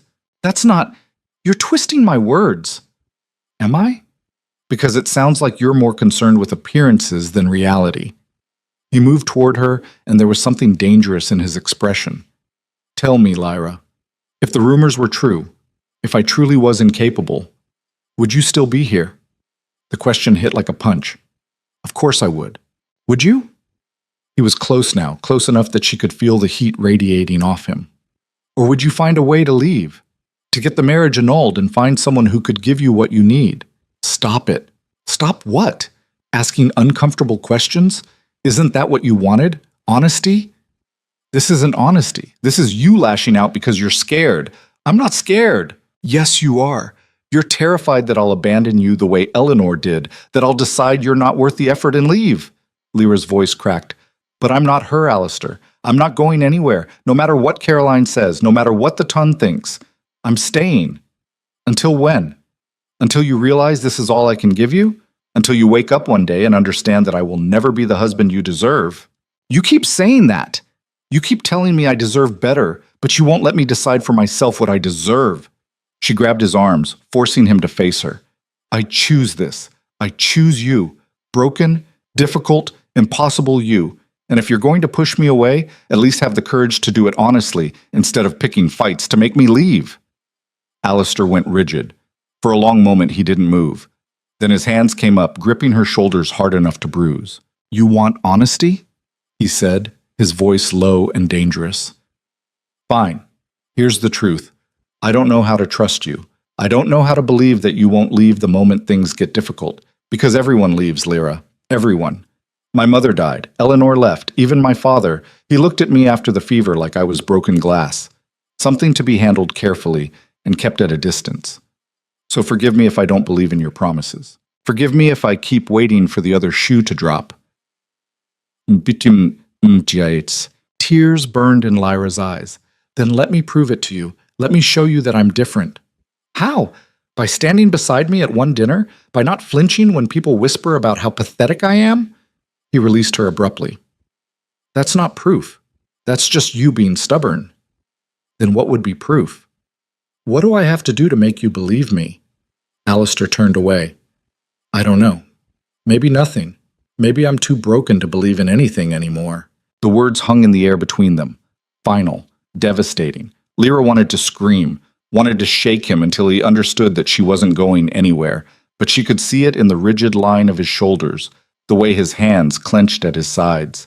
He'd already decided she would leave, already written the end of this story in his mind, and nothing she said would change that. Fine, she said quietly.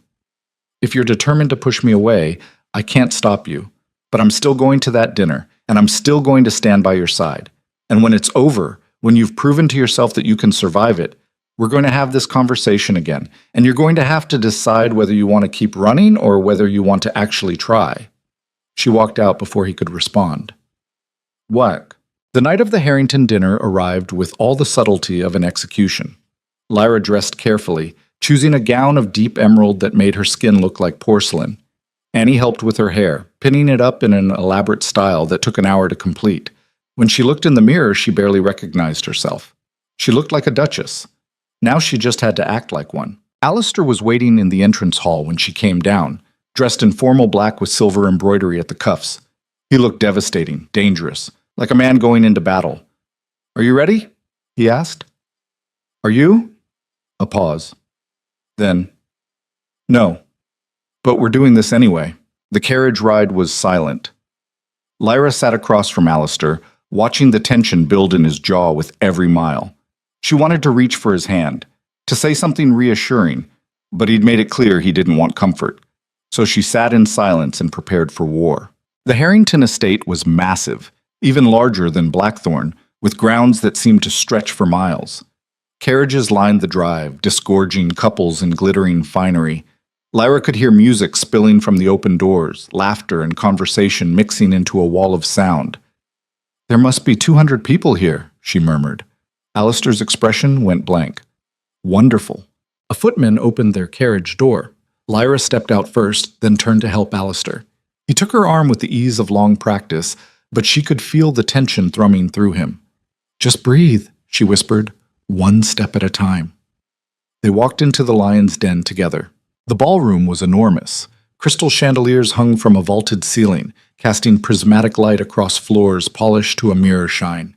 Guests clustered in groups, their voices rising and falling like waves, and every single one of them turned to stare when the Duke and Duchess of Blackthorn entered. Lyra felt Alistair's grip tighten on her arm. Smile, she murmured, and keep walking. They made it 3 steps before the first person approached. Lady Morrison, a woman in her 50s with sharp eyes and a sharper tongue. Duke Thornwick, how unexpected to see you here, and this must be your new bride. She looked Lyra up and down like she was livestock at auction. My dear, you're even lovelier than the rumor suggested. Though I must say it's quite brave of you to marry a man in the Duke's condition. Alistair's expression went glacial. My condition, Lady Morrison? Well, you know, she waved a hand vaguely. Your situation. It must be so difficult for you both. Lyra felt her temper flare. The only difficulty we face, Lady Morrison, is navigating social functions where people feel entitled to comment on private matters. But we manage. The older woman's eyes narrowed. Of course, I meant no offense. Didn't you? Lyra smiled sweetly. How kind of you to clarify. They moved past before Lady Morrison could respond, and Lyra felt a savage satisfaction bloom in her chest. You just made an enemy, Alistair murmured. Good. I was running low. Despite himself, she felt him smile. They navigated the room slowly, Alistair's hand on her arm, Lyra describing the layout in quiet whispers. 3 steps ahead, there's a table. 6 feet to the right, a group near the windows. He moved with her guidance, his expression carefully neutral. But Lyra could feel every stare, could hear the whispers starting to build. Is that really the Duke of Blackthorn? I heard he never leaves his estate. Poor girl, married to a blind man. What a waste. She wanted to scream at all of them, wanted to make them see that Alistair was worth 10 of them combined. But she kept her expression smooth, her posture perfect. They were halfway across the room when a voice cut through the noise. Lyra, darling, there you are. Lyra's blood turned to ice. Caroline.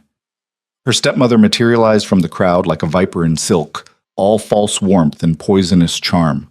She looked immaculate as always, auburn hair perfectly styled, gown cut to showcase wealth without crossing into vulgarity. Mother, Lyra said, the word tasting like ash. I didn't realize you'd be here. Oh, the Duchess of Harrington and I are old friends. She insisted I attend. Caroline's eyes slid to Alistair, and something ugly flickered across her face. And Duke Thornwick. What a surprise. I didn't think you attended social functions. I make exceptions, Alistair said, his voice flat. How accommodating. Caroline moved closer, and Lyra felt Alistair tense beside her. You both look well. Marriage must agree with you. Though I have to say, Lyra, you look exhausted. Are you sleeping well? The implication was clear. Lyra's nails dug into her palms.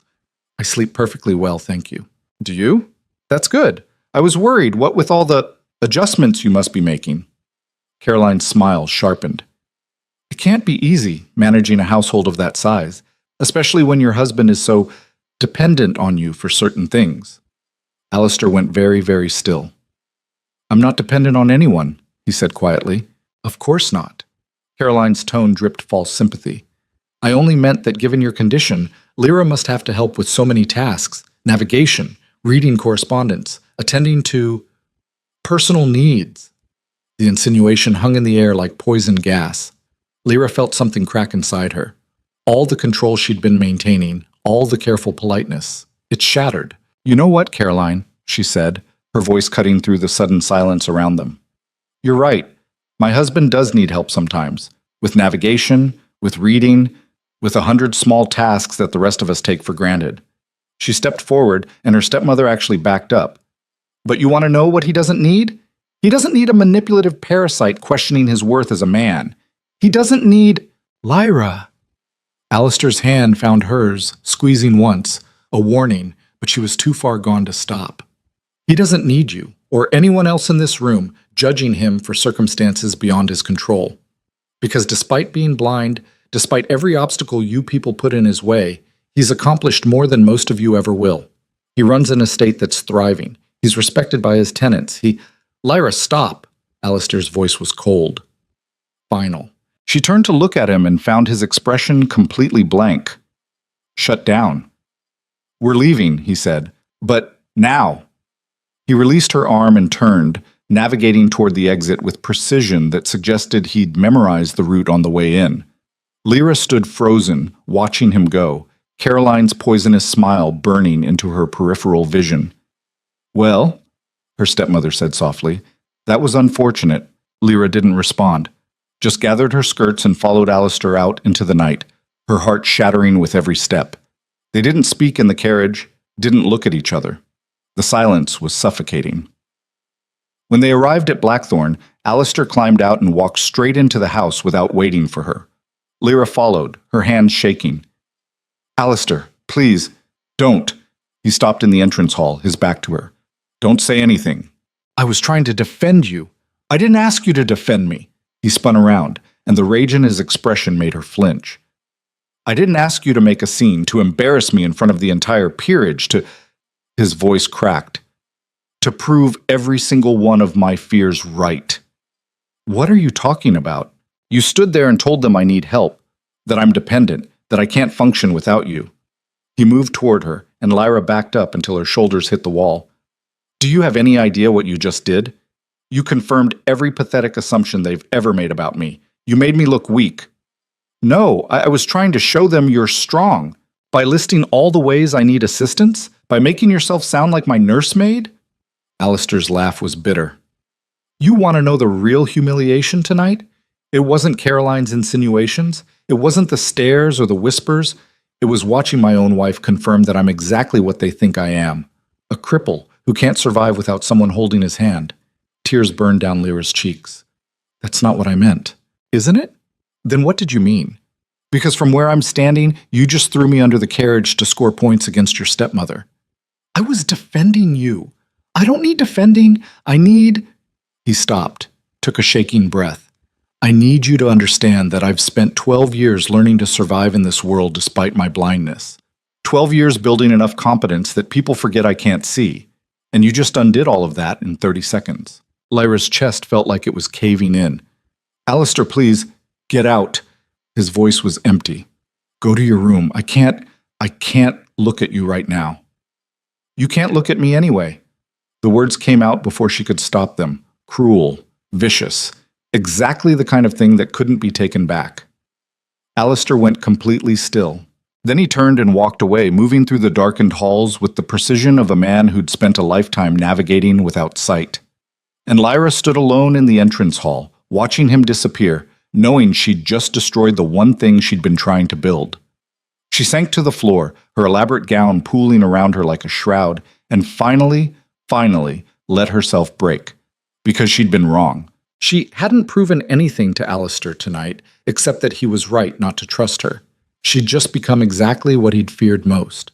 Someone who... Lyra didn't sleep. She sat on the floor of the entrance hall until her legs went numb, until the candles burned down to stubs, until the servants found her at dawn and pretended not to see the tear tracks on her face.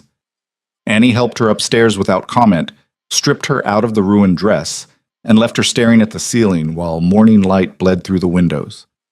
You can't look at me anyway? The words kept circling back.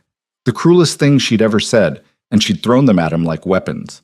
At a man who'd spent 12 years learning to survive without sight. Who'd built an entire life around competence and control, only to have his own wife confirm every fear he'd ever had. She'd destroyed him. And for what? To score points against Caroline? To prove she could defend him when he'd explicitly told her not to? Lyra rolled onto her side, pulling the blankets over her head. She wanted to disappear, wanted to sink into the mattress and never emerge. But around 9 o'clock, Mrs. Greaves knocked and entered without waiting for permission. The Duke wants to see you. Lyra's stomach dropped. Now? Immediately, in his study. The housekeeper's expression was unreadable. And Duchess? Whatever happened last night? Fix it. This house can't survive another broken marriage. Another broken marriage. The words hung in the air long after Mrs. Greaves left.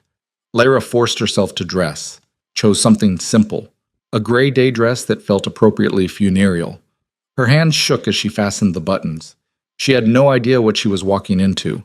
Rage, cold dismissal, an annulment notice already drawn up and waiting for her signature. The walk to the study felt like a death march. She found Alistair at his desk, fingers moving across a braille document with mechanical precision. He didn't look up when she entered, didn't acknowledge her presence at all. Close the door, he said. She did. Sit. She sat. The silence stretched. Outside, rain had started, a steady drumming against the windows that matched the pounding of her heart. Lyra watched Alistair's hands move across the page, watched the muscle jump in his jaw, and waited for the axe to fall. Finally, he set the document aside. I've made a decision, he said. His voice was empty, clinical. About our arrangement. Lyra's throat closed. Alistair. You will continue to manage the estate. You've proven effective at that, and replacing you would be an inconvenience. However, He paused. We will no longer maintain the illusion of a functional marriage. You'll move to the guest wing. We'll interact only when necessary for household business, and you will attend no further social functions as my wife. Each word hit like a physical blow. You're banishing me. I'm creating appropriate boundaries, something I should have done from the beginning. Because of last night? Because I defended you? Because you humiliated me. The words cracked out like a whip. Alistair's hands clenched on the desk. Because you stood in front of the entire peerage and confirmed that I'm exactly what they think I am. Weak, dependent, incapable of managing my own affairs. That's not what I said, isn't it? Let me refresh your memory. My husband needs help with navigation, with reading, with 100 small tasks. Your exact words. He stood, and Lyra had never seen him look so rigid. Do you have any idea what those words cost me? What it's like to spend years building competence only to have it stripped away in 30 seconds? I was trying to show them you're not ashamed of needing help.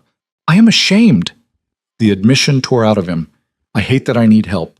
I hate that I can't read a letter without Braille. I hate that I have to memorize floor plans to navigate my own house. I hate every single reminder that I'm not, his voice broke, that I'm not whole. Lyra stood, moving toward him. You are whole. You're more capable than most people with perfect sight. Oh, don't. He held up a hand. Don't try to make this better with platitudes. You don't get to destroy me and then offer comfort. I wasn't trying to destroy you. Then what were you trying to do? Because from where I'm standing, you used my blindness as ammunition against your stepmother. You made me the victim in your little drama. And now the entire ton thinks you're some kind of martyr, sacrificing yourself to care for poor, helpless Duke Thornwick. The accusation stung because there was truth in it. She had used him. Maybe not consciously, but she'd made the fight about his capabilities when it should have been about Caroline's cruelty. I'm sorry, she whispered. Sorry doesn't fix this. Sorry doesn't undo what you did. Alistair moved to the window, one hand braced against the frame. I told you from the beginning what I needed from you. Discretion, competence, a heir, that's all. I didn't ask for defense. I didn't ask for you to play the devoted wife. I certainly didn't ask for you to make me an object of pity. You're not an object of pity. Tell that to Lady Morrison. Tell that to everyone who watched you list my inadequacies like you were cataloging damaged goods. He turned, and his unseeing eyes found hers with terrible precision. I can survive being blind, Lyra. I've done it for 12 years, but I can't survive being pitied, and that's exactly what you've made me. Lyra felt tears building, but refused to let them fall. What do you want me to do? I want you to stay in your lane, manage the estate, keep the household running, but stop. His voice went rough. Stop trying to fix me. Stop trying to make me into something I'm not. I don't need saving. I need to be left alone. Fine. The word came out flat. Dead. I'll move to the guest wing today. I'll stay out of your way. Is that all? Alistair's expression flickered, something that might have been regret, but it was gone before she could be sure. That's all? Lyra turned to leave. Wait. She stopped, hand on the doorknob. There's one more thing. Alistair's voice was carefully neutral. Your stepmother sent a letter this morning. It was delivered to the estate. Ice flooded Lyra's veins. What did it say? Read it yourself. He pulled an envelope from his desk drawer and held it out. Lyra crossed the room and took it with shaking hands, broke the seal. The letter was short, brutal. Dearest Lyra, thank you for the delightful entertainment last night. Watching you defend your crippled husband was quite touching. I'm sure the entire ton will be talking about it for weeks. I wanted to reach out personally to inform you of some exciting news. I've secured a match for your sister Margaret, Lord Pemberton, a man of considerable wealth and standing. The engagement will be announced next month. Margaret will, of course, need a trousseau. New gowns, jewels, all the necessities for a proper society wedding. I estimate the cost at around £5,000. I'm sure you'll want to contribute, given that Margaret is your only remaining family. I'll expect the funds by the end of the month. After all, it's the least you can do, considering how generous I was in arranging your own advantageous marriage. Do give the Duke my regards. With love, Caroline. Lyra read the letter twice, 3 times. Each word was a knife twist.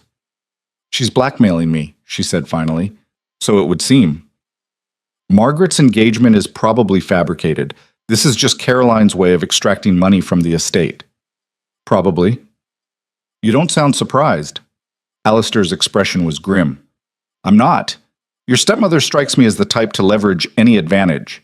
Last night's disaster gave her exactly the ammunition she needed. And you think I should pay her? I think you should do whatever keeps her from causing more damage. £5,000 is a small price to prevent further scandal. Lyra stared at him. You want me to reward her for blackmail? I want you to handle the problem quietly and efficiently. That's what you're here for, isn't it? Managing complications. He returned to his desk, effectively dismissing her. The household accounts can absorb the expense. Transfer the funds and be done with it. Just like that. Just like that. Lyra crumpled the letter in her fist. You really don't care, do you? About me, about what she's doing. I care about the estate. I care about maintaining stability. Your personal vendetta against your stepmother is not my concern. The words were delivered without inflection, without emotion, like she was a servant being given instructions rather than his wife. Something inside Lyra snapped. You know what? She said quietly. You're right. Last night was a disaster. I humiliated you, embarrassed myself, and gave Caroline exactly what she wanted. But at least I was trying. At least I gave a damn about something other than maintaining control and keeping people at arm's length. Lyra, no. You wanted honesty? Here it is. You're not broken because you're blind, Alistair. You're broken because you've chosen to be. Because it's easier to hide behind your disability than to actually risk feeling something. You talk about Eleanor like she destroyed you, but the truth is, you destroyed yourself. You decided you were unlovable and spent 12 years making sure no one could prove you wrong. Alistair's face went white. Get out. Gladly. She walked out before her voice could break, before he could see how much it cost her to say those words, before she could take them back. Mati. The guest wing was smaller than her previous room, colder. The windows overlooked the north gardens, overgrown and wild, nobody's responsibility. Appropriate. Lyra spent the rest of the day moving her belongings with Annie's help. The maid worked in silence, but her expression said everything. Pity, concern. The same look the entire household probably wore. Another broken marriage. By evening, Lyra was installed in her new quarters with all the permanence of a prison sentence. She sat at the small writing desk and stared at Caroline's letter, smoothed flat now, every word etched into her memory. £5,000. She could pay it. Alistair was right about that. The estate could absorb the cost. But paying felt like surrender, like admitting Caroline had won. And yet, what choice did she have? If she refused, Caroline would escalate. More rumors, more public humiliation. She'd find ways to poison every relationship Lyra tried to build, every scrap of reputation she'd managed to salvage. Unless... The thought came slowly, dangerously. What if she didn't just pay Caroline off? What if she removed the threat entirely? Lyra pulled out a fresh sheet of paper and began to write. What? The reply took 3 days to arrive. Lyra was in the estate office, reviewing supply contracts, when Mrs. Greaves brought it in. From London, the housekeeper said, her tone carefully neutral. Lyra broke the seal with steady hands. Lyra, how clever of you to propose an alternative arrangement. I'll admit, I didn't think you had it in you. Very well. I accept your terms. The funds will be transferred as discussed, and in return I will cease all communication regarding your marriage. Consider our business concluded. Though I must say, I'm impressed. You're more like me than I thought. Caroline Lyra folded the letter and slipped it into her desk drawer. Her hands were shaking, but not from fear, from triumph. She'd done it. She'd outmaneuvered Caroline using the woman's own tactics against her, and it had cost her nothing more than... What did you do? Lyra spun around. Alistair stood in the doorway, his expression thunderous. I don't know what you're... Oh, don't lie to me. I just received a very interesting visit from my solicitor. Apparently there was a transfer of funds from the estate accounts. £10,000. To your stepmother. He moved into the room, and Lyra had never seen him look so furious. Care to explain? Her mind raced. It's not what you think. Then what is it? Because from where I'm standing, it looks like you doubled the blackmail payment without my authorization. I didn't pay her off. I bought her out. What? Lyra stood, facing him across the desk. Caroline doesn't just want money. She wants control. So I gave her an alternative, £10,000 in exchange for complete silence. No more rumors. No more letters. No more interference in our lives. And you made this decision without consulting me? You told me to handle it. I told you to transfer £5,000 and be done with it. I didn't authorize you to... He stopped, took a breath. Do you have any idea what you've done? I solved the problem. You threw money at it. My money. Without permission. Our money, Lyra shot back. I'm the Duchess. I manage the household accounts. That includes determining how to handle threats to the estate. Threats you created. This entire situation exists because of your behavior at the Harrington dinner. The words hit like a slap. Lyra felt her face flush. You're right, she said quietly. This is my fault. So I fixed it. And if you can't see that, if you're so determined to punish me that you'd rather I let Caroline continue to destroy us both, then maybe we should just end this now. Annul the marriage. Go our separate ways. At least then I won't have to watch you slowly suffocate under the weight of your own pride. Alistair's hands clenched. My pride? You're the one who... The door burst open. Mrs. Greaves stood there, her face ashen. Your Grace, there's been an incident. Alistair went still. What kind of incident? It's the school. The one the Duchess has been funding. There was a fire. Lyra's blood turned to ice. What? It happened this morning. No one was hurt, thank God. The children weren't in session yet. But the building is destroyed, completely gone. How? Lyra demanded. How did it start? Mrs. Greaves' expression was grim. The constable says it was arson. Someone deliberately set it. The room tilted. Lyra grabbed the desk for balance. Who would... But she already knew. Already saw it playing out with terrible clarity. Caroline. The letter. The quick acceptance of terms. The comment about being impressed. You're more like me than I thought. It hadn't been a compliment. It had been a warning. She did this, Lyra whispered. Caroline, this is her revenge.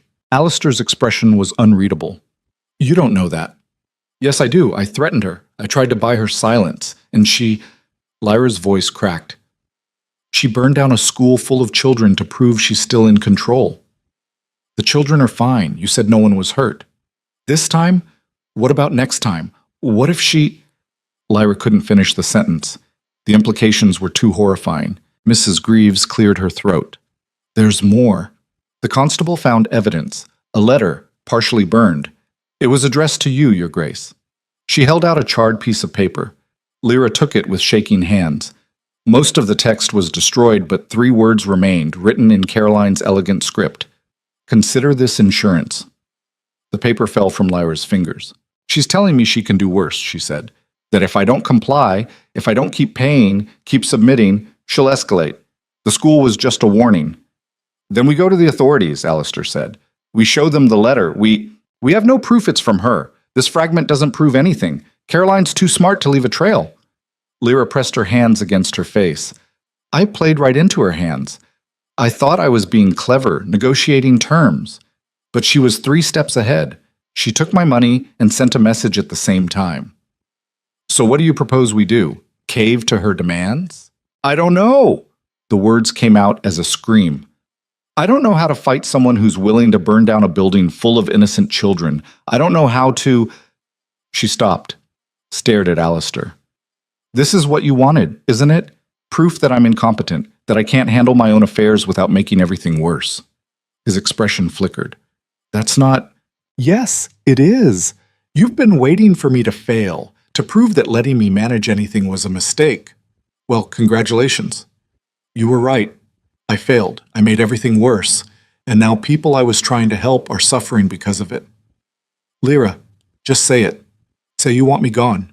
Say you want to annul this disaster of a marriage and find someone who won't cause you so many problems. Alistair was silent for a long moment. Then, is that what you want? To leave? The question caught her off guard. What? You keep bringing up annulment, separation, like you're trying to give me an out. He moved closer and his voice dropped. So I'm asking, do you want to leave? Lyra's throat closed. Because the honest answer, the one she couldn't say out loud, was no. Despite everything, despite the fighting and the humiliation and the constant feeling of drowning, she didn't want to leave. She wanted to stay. She wanted to fix this. But she had no idea how. I want to stop failing, she whispered. I want to stop making everything worse. I want... Her voice broke. I want to be someone you don't regret marrying. Alistair's expression cracked. For just a second, she saw past the armor to the exhaustion beneath. The fear. The same desperate uncertainty she felt. Then Mrs. Greaves cleared her throat. Your Graces, there's something else. A messenger arrived from London just after the constable, from your stepmother, Duchess. What now? Lyra asked wearily. The housekeeper handed her an envelope. Lyra broke the seal with numb fingers. The letter inside was short, vicious. Dearest Lyra, I hope you've received news of the unfortunate fire. Such a tragedy. I do hope you'll be more careful with your charitable endeavors in the future. Accidents happen so easily when one isn't paying attention. I've reconsidered our arrangement. £10,000 is insufficient. I'll require an additional £5,000 per quarter, delivered promptly. Consider it an insurance policy against further accidents. I know you'll make the right decision. After all, you wouldn't want anything to happen to those dear tenants of yours. Or that lovely estate. Fire spread so quickly in old buildings. With love, Caroline Lyra read the letter twice. Then she handed it to Alistair without a word. She watched his expression go from confused to horrified to absolutely murderous. She's threatening arson, he said flatly. She's threatening to burn down my estate. Our estate. And yes, she is. This is extortion. This is Caroline. Lyra sank into the chair. And I have no idea how to stop her. Alistair crushed the letter in his fist. We go to the authorities. Show them everything. This is a clear threat. With no proof. Caroline will deny it. She'll claim the letter is a forgery. And even if they believe us, by the time any legal action is taken, she'll have done irreparable damage. Lyra looked up at him. She knows we're trapped. She knows we can't fight back without risking everything. So what? We just pay her? Forever? I don't see another option. The silence was suffocating. Lyra could see Alistair working through possibilities, discarding each one as unworkable. His hands clenched and unclenched. His jaw worked. Finally, there might be a way. What way? We give her what she wants. Lyra stared at him. You mean pay her? No, I mean we make her think she's won.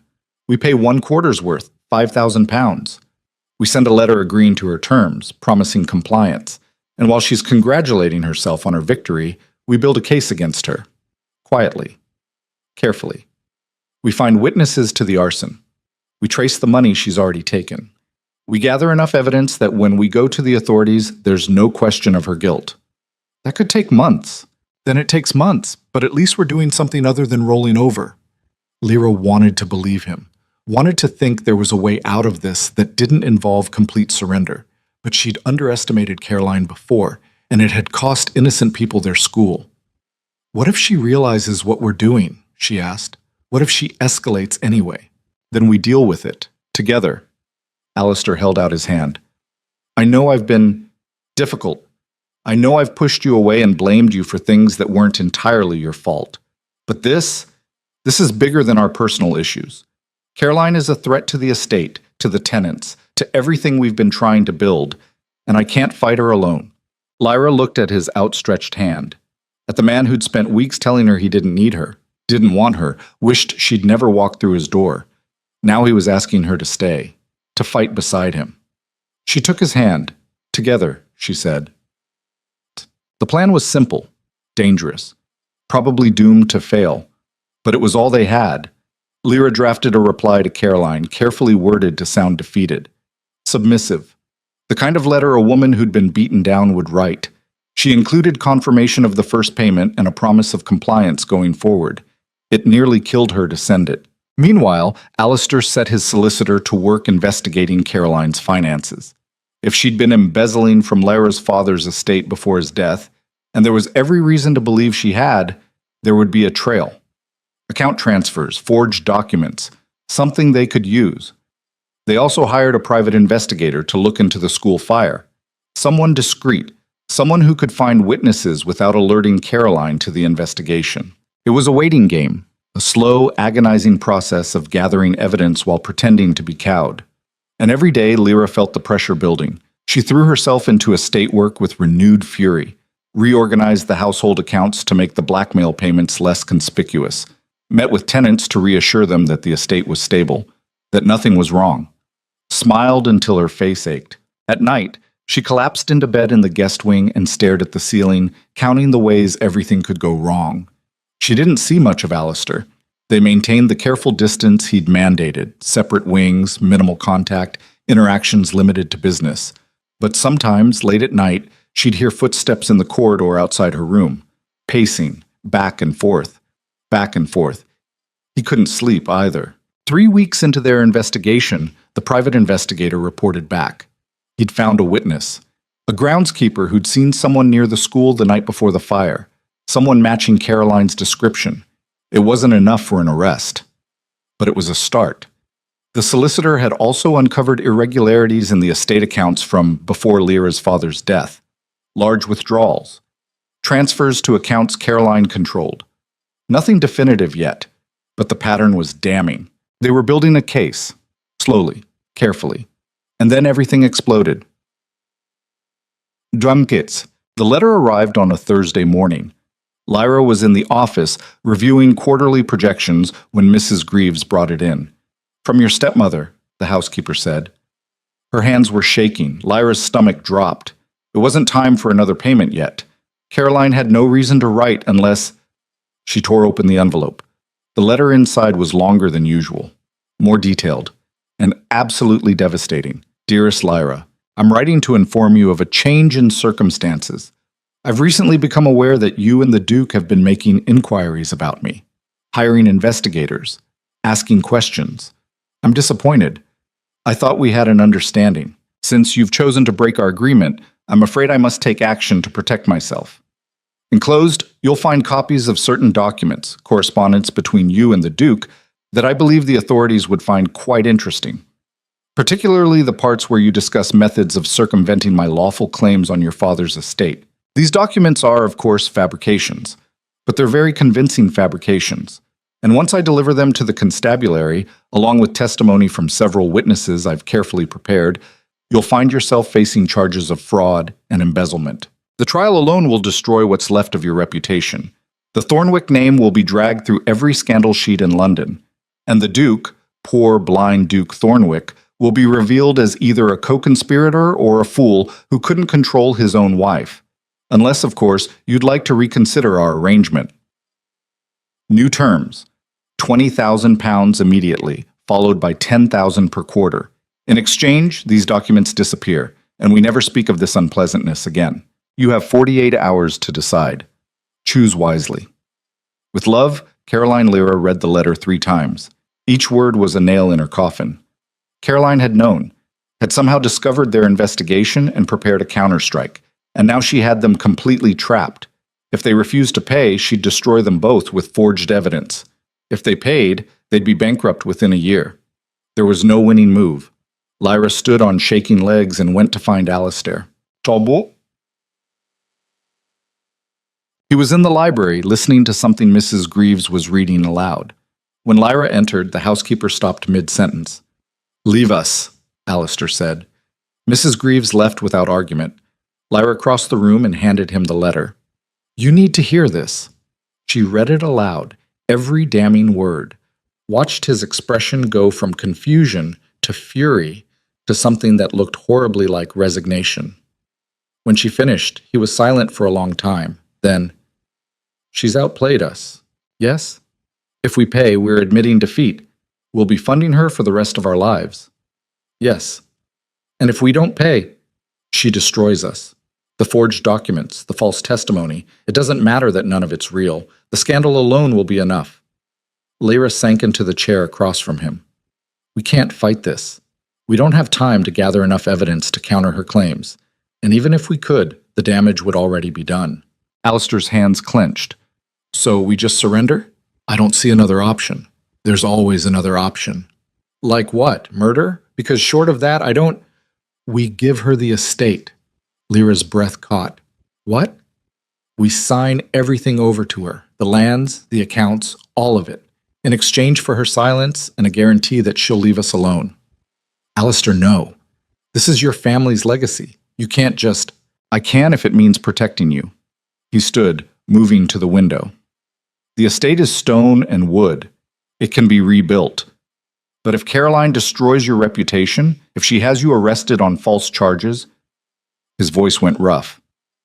I can't let that happen. We'd have nothing, no money, no home. We'd have each other. The words hung in the air between them, simple, devastating. Lyra felt tears building. You hate me. You said... I know what I said. And I was wrong. Alistair turned and his unseeing eyes found hers with that unnerving precision. I've been wrong about a lot of things. About you. About us. About what matters. And I'm not going to compound those mistakes by letting your stepmother destroy you to save a pile of rocks and land that means nothing without someone to share it with. You mean that? I've never meant anything more. Lyra crossed to him, taking his hands. We can't let her win. She's already won, Lyra. The question is whether we're going to drag this out until she destroys us completely, or whether we're going to cut our losses and walk away with something intact. And what would that something be? Alistair pulled her closer until they were standing nose to nose. Each other. If you'll still have me. After everything I've said, everything I've done... Yes. The word came out without hesitation. Yes, I'll have you. But not like this. Not if it means giving up everything you've worked for. Then what do you propose? Lyra's mind raced. There had to be a way. Some angle Caroline hadn't considered. Some weakness they could exploit. And then she saw it. We expose her, she said slowly. Not to the authorities. To society. What? Caroline's power comes from her reputation. From her position in London society. If we destroy that, if we make her a pariah, she loses everything. Lyra's hands tightened on his. The forged documents only work if people believe her. But if we reveal what she really is, a blackmailer, an arsonist, someone who'd threaten innocent children, no one will believe a word she says. And how exactly do we do that? We host a gathering, here, invite everyone who matters, and then we tell them the truth, all of it. The blackmail, the fire, the threats. We lay it all out in front of witnesses she can't intimidate or bribe. Alistair was silent for a long moment, then, that's incredibly risky. It's all we have. If it doesn't work, if people don't believe us, we'll look like delusional fools making wild accusations. I know. And Caroline will have even more ammunition to destroy us. I know that too. Lyra took a breath.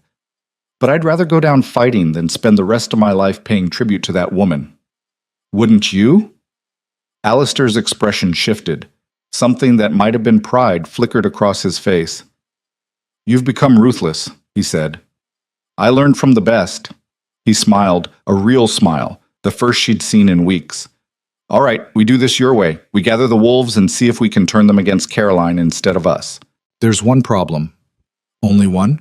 We have 48 hours, organizing a gathering that quickly. Leave that to me. Alistair was already moving toward the door. Mrs. Greaves, I need you immediately. The housekeeper appeared within seconds, as if she'd been waiting just outside. Send riders to every estate within 50 miles. I'm hosting an emergency gathering tomorrow night. Make it clear that attendance is not optional. I'm calling in every favor I'm owed. He turned back to Lyra. You focus on the evidence. Gather every letter, every document, everything we have on Caroline. We're going to need it all. Lyra nodded, her heart hammering. This was insane, desperate, exactly the kind of gamble that could destroy them both. But it was also the first time since this nightmare began that she felt like they had a chance. She spent the rest of the day organizing their case. Every letter Caroline had sent, the witness statement from the groundskeeper, the solicitor's findings on the embezzlement. She laid it all out like evidence at trial, arranged in chronological order, each piece damning in its own way. By evening, she had a file thick enough to condemn Caroline 10 times over, if anyone believed them. The gathering came together with terrifying speed. By the next afternoon, carriages were already arriving, local gentry, minor nobility, everyone Alistair had summoned with promises and threats. The ballroom filled with curious, anxious faces. Lyra stood at the top of the stairs watching them arrive and felt her stomach twist. This was it. Their one chance.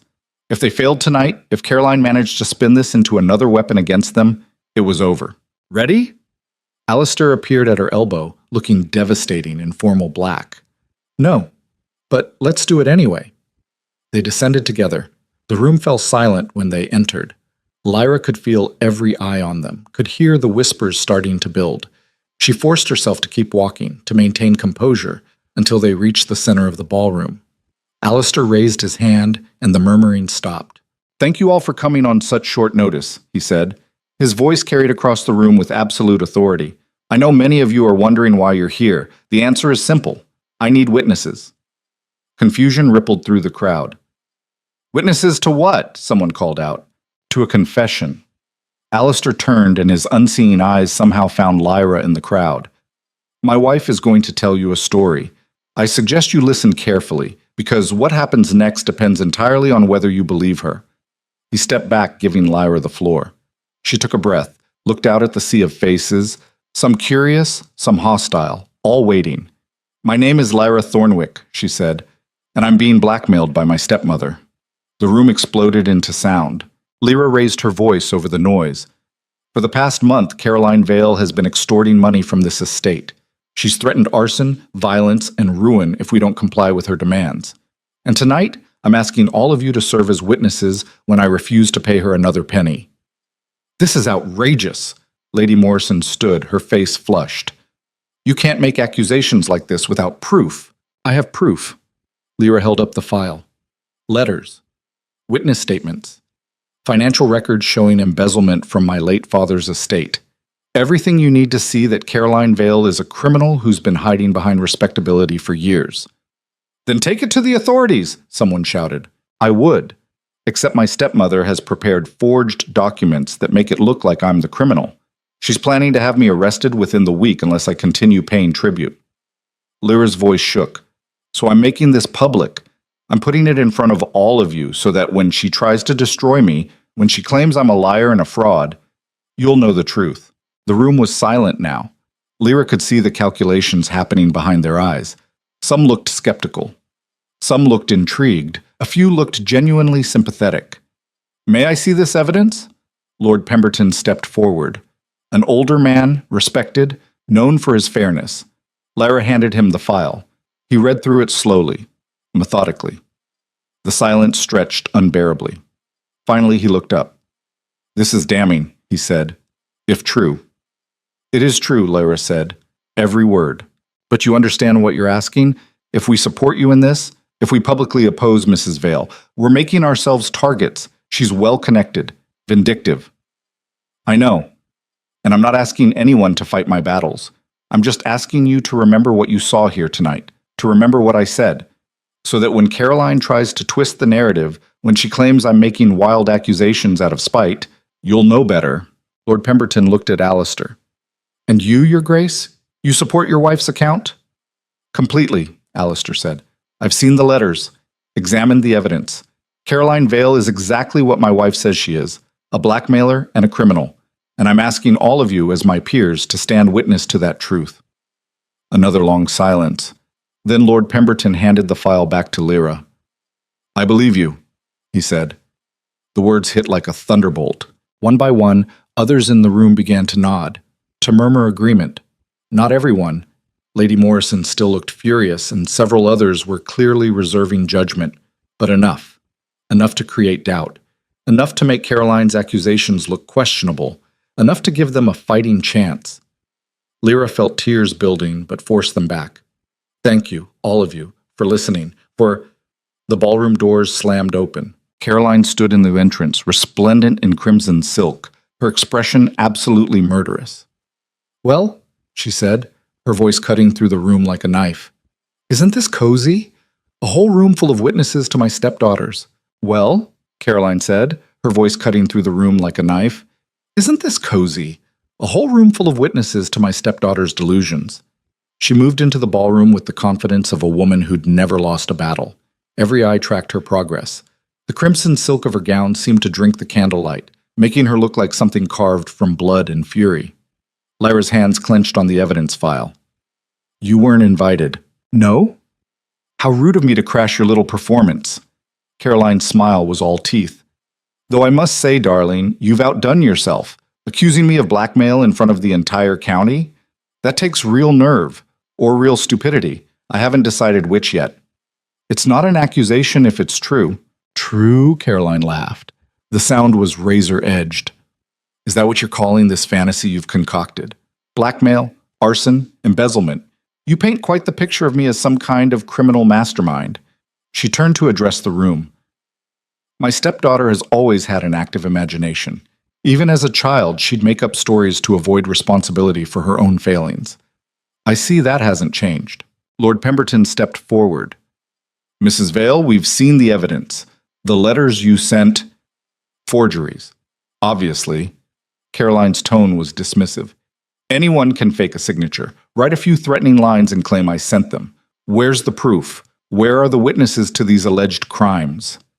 We have a witness to the school fire, Lyra said. A groundskeeper who saw you, saw someone who might have resembled me, in the dark, from a distance. Caroline's eyes glittered. That's hardly concrete evidence, is it? And as for the financial irregularities in my late husband's estate, I was executor. I made decisions to protect Lyra's inheritance from her own reckless spending. If she's too foolish to understand that, it's not my fault. The room shifted. Lyra could feel it, the doubt creeping back in. Caroline was too smooth, too prepared. She'd anticipated every accusation and had her defenses ready. You're lying, Lyra said. Her voice shook with rage. Everything you've said is a lie. Prove it. 2 words. Delivered with absolute confidence. Because Caroline knew, she'd always known, that proof was the one thing Lyra didn't have. Not enough of it. Not the kind that would stand up in court or convince a room full of skeptics who wanted to believe the respectable widow over the desperate young bride. Alistair moved to Lyra's side. His hand found hers, squeezing once. You made a mistake coming here, he said. His voice was cold, level. You should have stayed in London, where your reputation still meant something. And you should have kept your blind mouth shut, Your Grace. Caroline's tone dripped venom. But since we're here, let's discuss your role in this little scheme. Did you know your wife has been embezzling from your estate, transferring funds to fake charities, setting up accounts under false names? That's a lie, Lyra's voice cracked. Is it? Because I have documents that say otherwise. Bank statements, transfer records, all in your handwriting. Caroline pulled a folder from her reticule. I was planning to deliver these to the authorities tomorrow, but since you've so kindly gathered witnesses, perhaps we should review them now? She moved toward Lord Pemberton, offering the folder. Lyra's mind raced. Those documents didn't exist yesterday. Caroline must have had them prepared as insurance, forged evidence to counter anything Lyra might present. And they'd look damning because Caroline was good at her craft. She'd spent years perfecting the art of manipulation. Don't look at those, Lyra said desperately. They're fake. She had them made to frame me. Oh, the same way you claim I faked the letters accusing me? Caroline's smile widened. It seems we're at an impasse, darling. Your word against mine. And I wonder, whose word carries more weight in this room? A respected widow who's been part of London society for decades?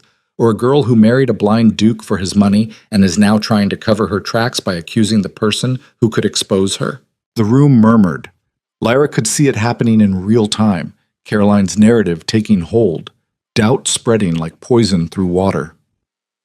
That's not what happened, Lyra said, but her voice sounded weak even to her own ears. Isn't it? Caroline turned to the assembled crowd. Let me tell you what really happened. My stepdaughter married the Duke of Blackthorn under false pretenses. She saw a vulnerable man, a man who couldn't see her lies, and she took advantage. She's been systematically looting his estate while pretending to manage it. And when I discovered her scheme and confronted her, she decided to strike first, to destroy my reputation before I could reveal her crimes. No. Alistair's voice cut through like steel. That's not what happened, and I'm not the fool you think I am. Caroline's expression flickered, just for a second. Your Grace, I understand you want to defend your wife. I'm not defending her, I'm stating facts. He moved forward, and despite his blindness, he navigated the room with absolute precision. You made a critical error tonight, Mrs. Vale. You revealed yourself. Because a truly innocent woman wouldn't have appeared here with pre-prepared documents to counter accusations she couldn't have known we'd make. You came ready for war because you knew we had evidence, which means you've been monitoring us, preparing countermeasures, acting exactly like the guilty party would act. The room went silent. Caroline's smile slipped. Furthermore, Alistair continued, your story has holes. You claim Lyra has been embezzling, but my solicitor has audited every transaction, every account. There are no irregularities except the payments to you. Payments my wife made under duress because you threatened to destroy us both. Your solicitor is obviously in on the scheme. My solicitor is Theodore Blackwood, former magistrate, a man whose integrity is beyond question. Alistair's voice was iron. And he'll testify under oath that the only financial malfeasance he's discovered is yours. The embezzlement from Lyra's father's estate, the funds you diverted into private accounts, the false claims you submitted to drain what was left of his fortune before selling Lyra to me like livestock. Caroline's face went white, then red. How dare you? How dare I? How dare you? Alistair's fury was a palpable thing. You came into my house, threatened my wife, burned down a school full of children, and you thought you could walk into this room and lie your way out of consequences. But here's what you didn't count on, Mrs. Vale. I may be blind, but I can see you more clearly than anyone else in this room, and what I see is a woman who's terrified, because for the first time in your miserable life, you're not in control. The silence was deafening. Caroline's hand shook as she clutched the forged documents. You have no proof, no real evidence, just the word of a girl who's desperate to avoid prosecution and a blind man who can't see what's right in front of him. Then let's settle this. Lyra's voice rang out, clear, strong. Right now, in front of everyone. Caroline turned. Settle what? Your accusations, my accusations, all of it. Lyra held up the evidence file. You say these are lies. I say your documents are forgeries. So let's have them examined by experts, by magistrates, by anyone with the authority to determine truth from fiction, and whoever's lying faces the full consequences of the law. A charming idea. But I'm not interested in playing your games. Then you're admitting you're lying. I'm admitting nothing. I don't have to prove my innocence to you or anyone else. Caroline's composure cracked further. I'm leaving, and when I return to London, I'll make sure everyone knows what kind of manipulative little... You're not going anywhere. The new voice came from the doorway. A man in a constable's uniform stepped into the ballroom, flanked by two deputies. Caroline froze. Mrs. Caroline Vale? The constable asked. Yes. What is this about? I have a warrant for your arrest, charges of arson, extortion, and embezzlement. He moved toward her, hand on his truncheon. You'll need to come with us. The room erupted, voices overlapping, people surging forward to get a better view. Caroline backed up, her face a mask of rage and disbelief. This is a setup. They planned this. We have evidence, ma'am, including testimony from a Mr. Harold Griggs, who claims you paid him £50 to set fire to a school in Blackthorn Village.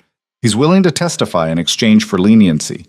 Caroline's expression went from outraged to absolutely murderous. She spun on Lyra. You did this. You found him. You turned him against me. I didn't have to turn him, Lyra said quietly. He turned himself in. Because burning down a building full of children haunted him. Because he has a conscience. Something you wouldn't understand. You sanctimonious little bitch. You think you've won? You think this is over? Caroline's voice rose to a shriek. I'll destroy you. I'll make sure every newspaper in England knows what you are. You'll do nothing, Alistair's voice cut through her tirade, because you're going to prison, and whatever influence you had in London society is gone, burned away the moment you were arrested in front of 50 witnesses. The constable took Caroline's arm. She jerked away, her face twisted with hatred. This isn't over, she hissed at Lyra. You hear me? It's not over. I'll find a way.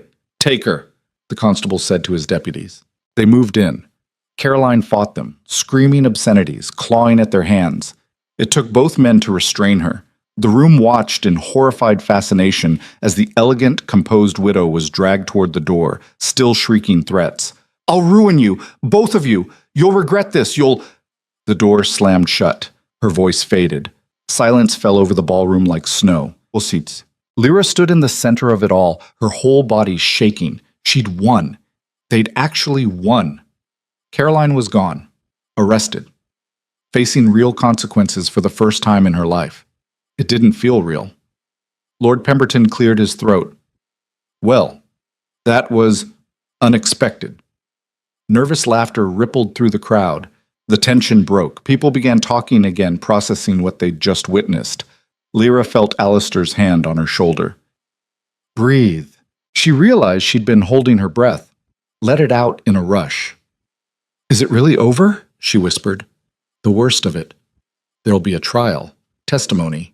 But yes, she can't hurt us anymore. Lyra turned into his arms, not caring who saw. Alistair held her, and she felt the tremors running through him, too.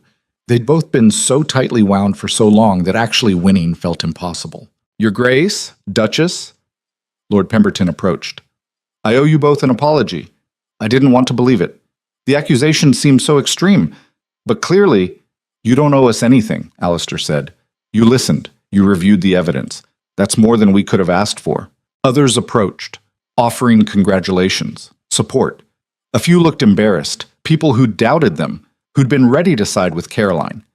But most seemed genuine in their relief that the truth had come out. Lady Morrison was conspicuously absent. She'd slipped out sometime during the confrontation. The gathering dispersed slowly. Carriages departed. By midnight, Blackthorn was empty except for the household staff cleaning up. Lyra stood in the entrance hall, exhausted beyond measure. Every muscle ached, her head pounded. But beneath the exhaustion was something she hadn't felt in months. Relief. You should rest, Alistair said. He looked just as drained. It's been a long night. I don't think I can sleep. Neither can I. They stood in awkward silence. So much had changed in the past few hours. The barriers between them had cracked during the fight with Caroline, but Lyra didn't know if that meant anything. If it was temporary solidarity against a common enemy or something more. I'm sorry, she said finally. Alistair frowned. For what?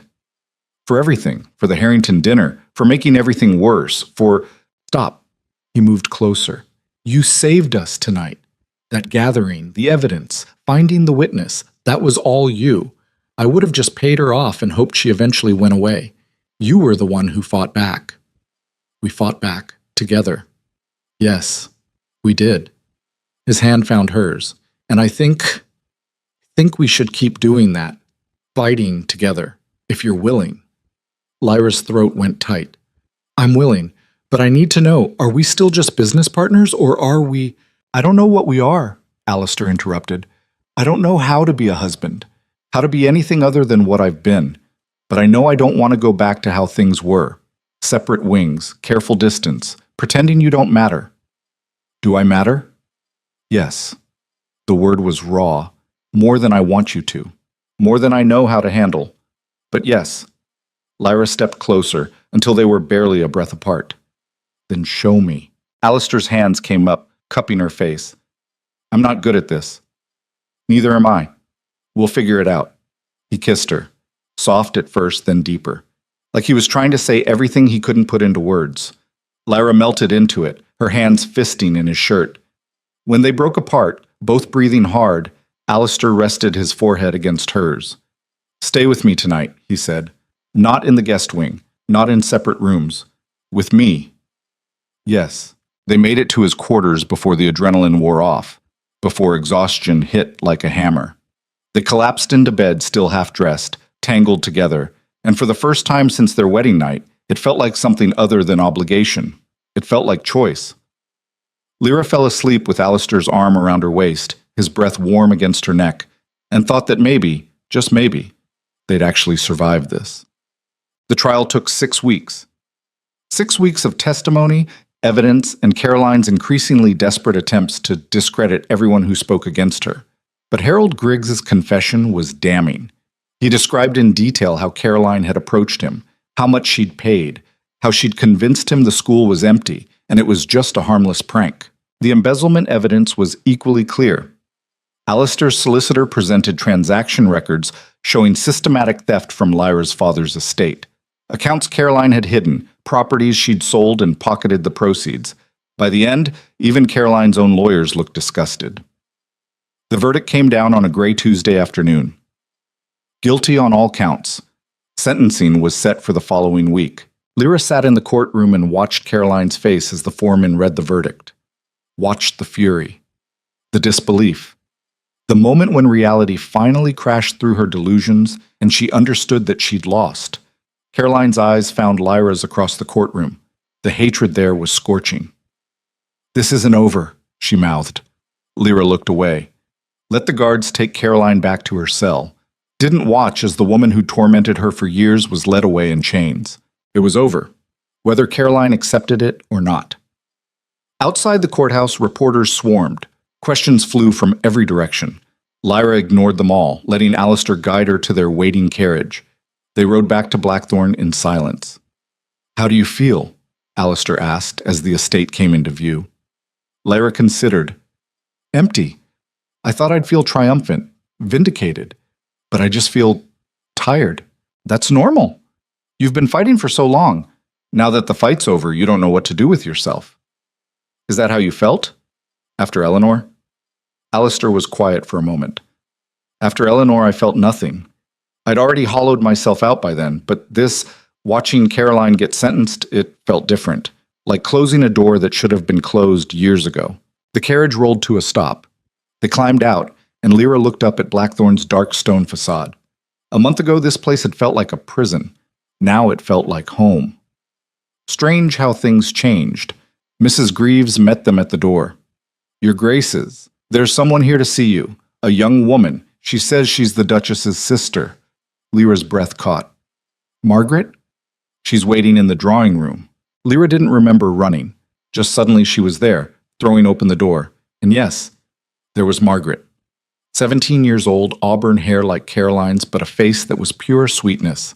Her sister looked up, and relief flooded her features. "Lyra, oh, thank God. I was so worried." Margaret rushed forward, throwing her arms around Lyra. "I heard about the trial, about everything Caroline did. I'm so sorry. I didn't know. I swear I didn't know." Lyra held her sister tight, feeling tears build. "It's all right. You're here now. That's what matters. I ran away. From London. Caroline had me engaged to some horrible old man who—" Margaret pulled back, her eyes red. "It doesn't matter. I'm here, and I'm not going back, not ever." "You don't have to. You can stay here. With us." Lyra looked at Alistair, who'd appeared in the doorway. "Can't she?" Alistair smiled. "Of course. Any family of yours is welcome here." Margaret looked between them, her expression cautious. Are you happy?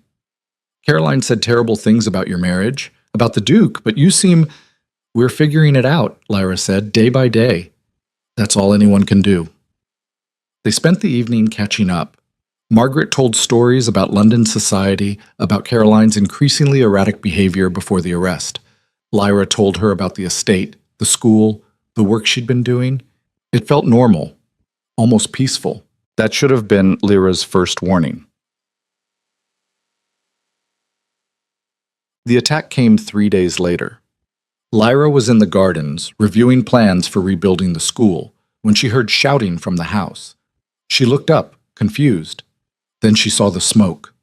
Black, billowing, pouring from the east wing windows. Fire! Lyra ran, dropped her papers and sprinted toward the house, her heart hammering. Not again.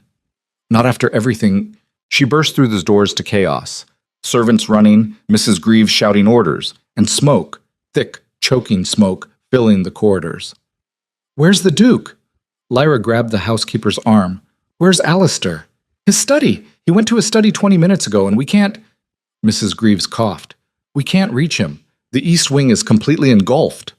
"No." Lyra turned toward the stairs. Mrs. Greaves grabbed her. "You can't go up there. The fire's too strong. He can't see the flames. He won't know which way to run." Lyra ripped free. "I'm getting him out." She hit the stairs at a dead run. The heat slammed into her like a wall. Smoke burned her lungs. She couldn't see more than a few feet ahead. But she knew this house. Had memorized every corridor during her months here. She knew the way to Alistair's study. The smoke got thicker. Lyra pulled her shawl over her mouth and nose, kept moving. Behind her, she could hear people shouting, telling her to come back. But she wouldn't, not without him. The study door was ahead. Flames licked at the frame. Lyra threw her weight against it, locked. "Alistair?" She pounded on the wood. "Alistair, open the door." No response. Lyra looked around desperately, found a decorative vase on a nearby table, smashed it against the door handle. Once, twice, the lock gave. She stumbled into the study. Alistair was on the floor near his desk, unconscious, blood on his temple where something had hit him, probably falling debris. "No, no, no!" Lyra dropped beside him, checking for a pulse. There, weak, but there. "Alistair, wake up. We have to move." He didn't respond. The ceiling groaned. Lyra looked up and saw flames crawling across the beams. They had seconds, maybe less. She grabbed Alistair under the arms and pulled. He was heavy, all muscle and dead weight, but she hauled him toward the door, inch by inch. Her shoulders screamed, her lungs burned. Behind them, part of the ceiling collapsed. Sparks showered down. Lyra pulled harder, got him into the corridor. The smoke was so thick now she couldn't see the stairs. Couldn't see anything, but she knew the way, had walked it 100 times. She dragged Alistair toward where the stairs should be. Her vision swam. Black spots danced at the edges. Not much time, not much air. Her foot hit the first step. She nearly sobbed with relief. Down. One step at a time, dragging Alistair, trying not to let his head hit the stairs, trying to breathe through the smoke. Halfway down, hands grabbed her. Servants. They took Alistair's weight, carried him the rest of the way. Someone wrapped a blanket around Lyra's shoulders, guided her outside. Fresh air hit like a blessing.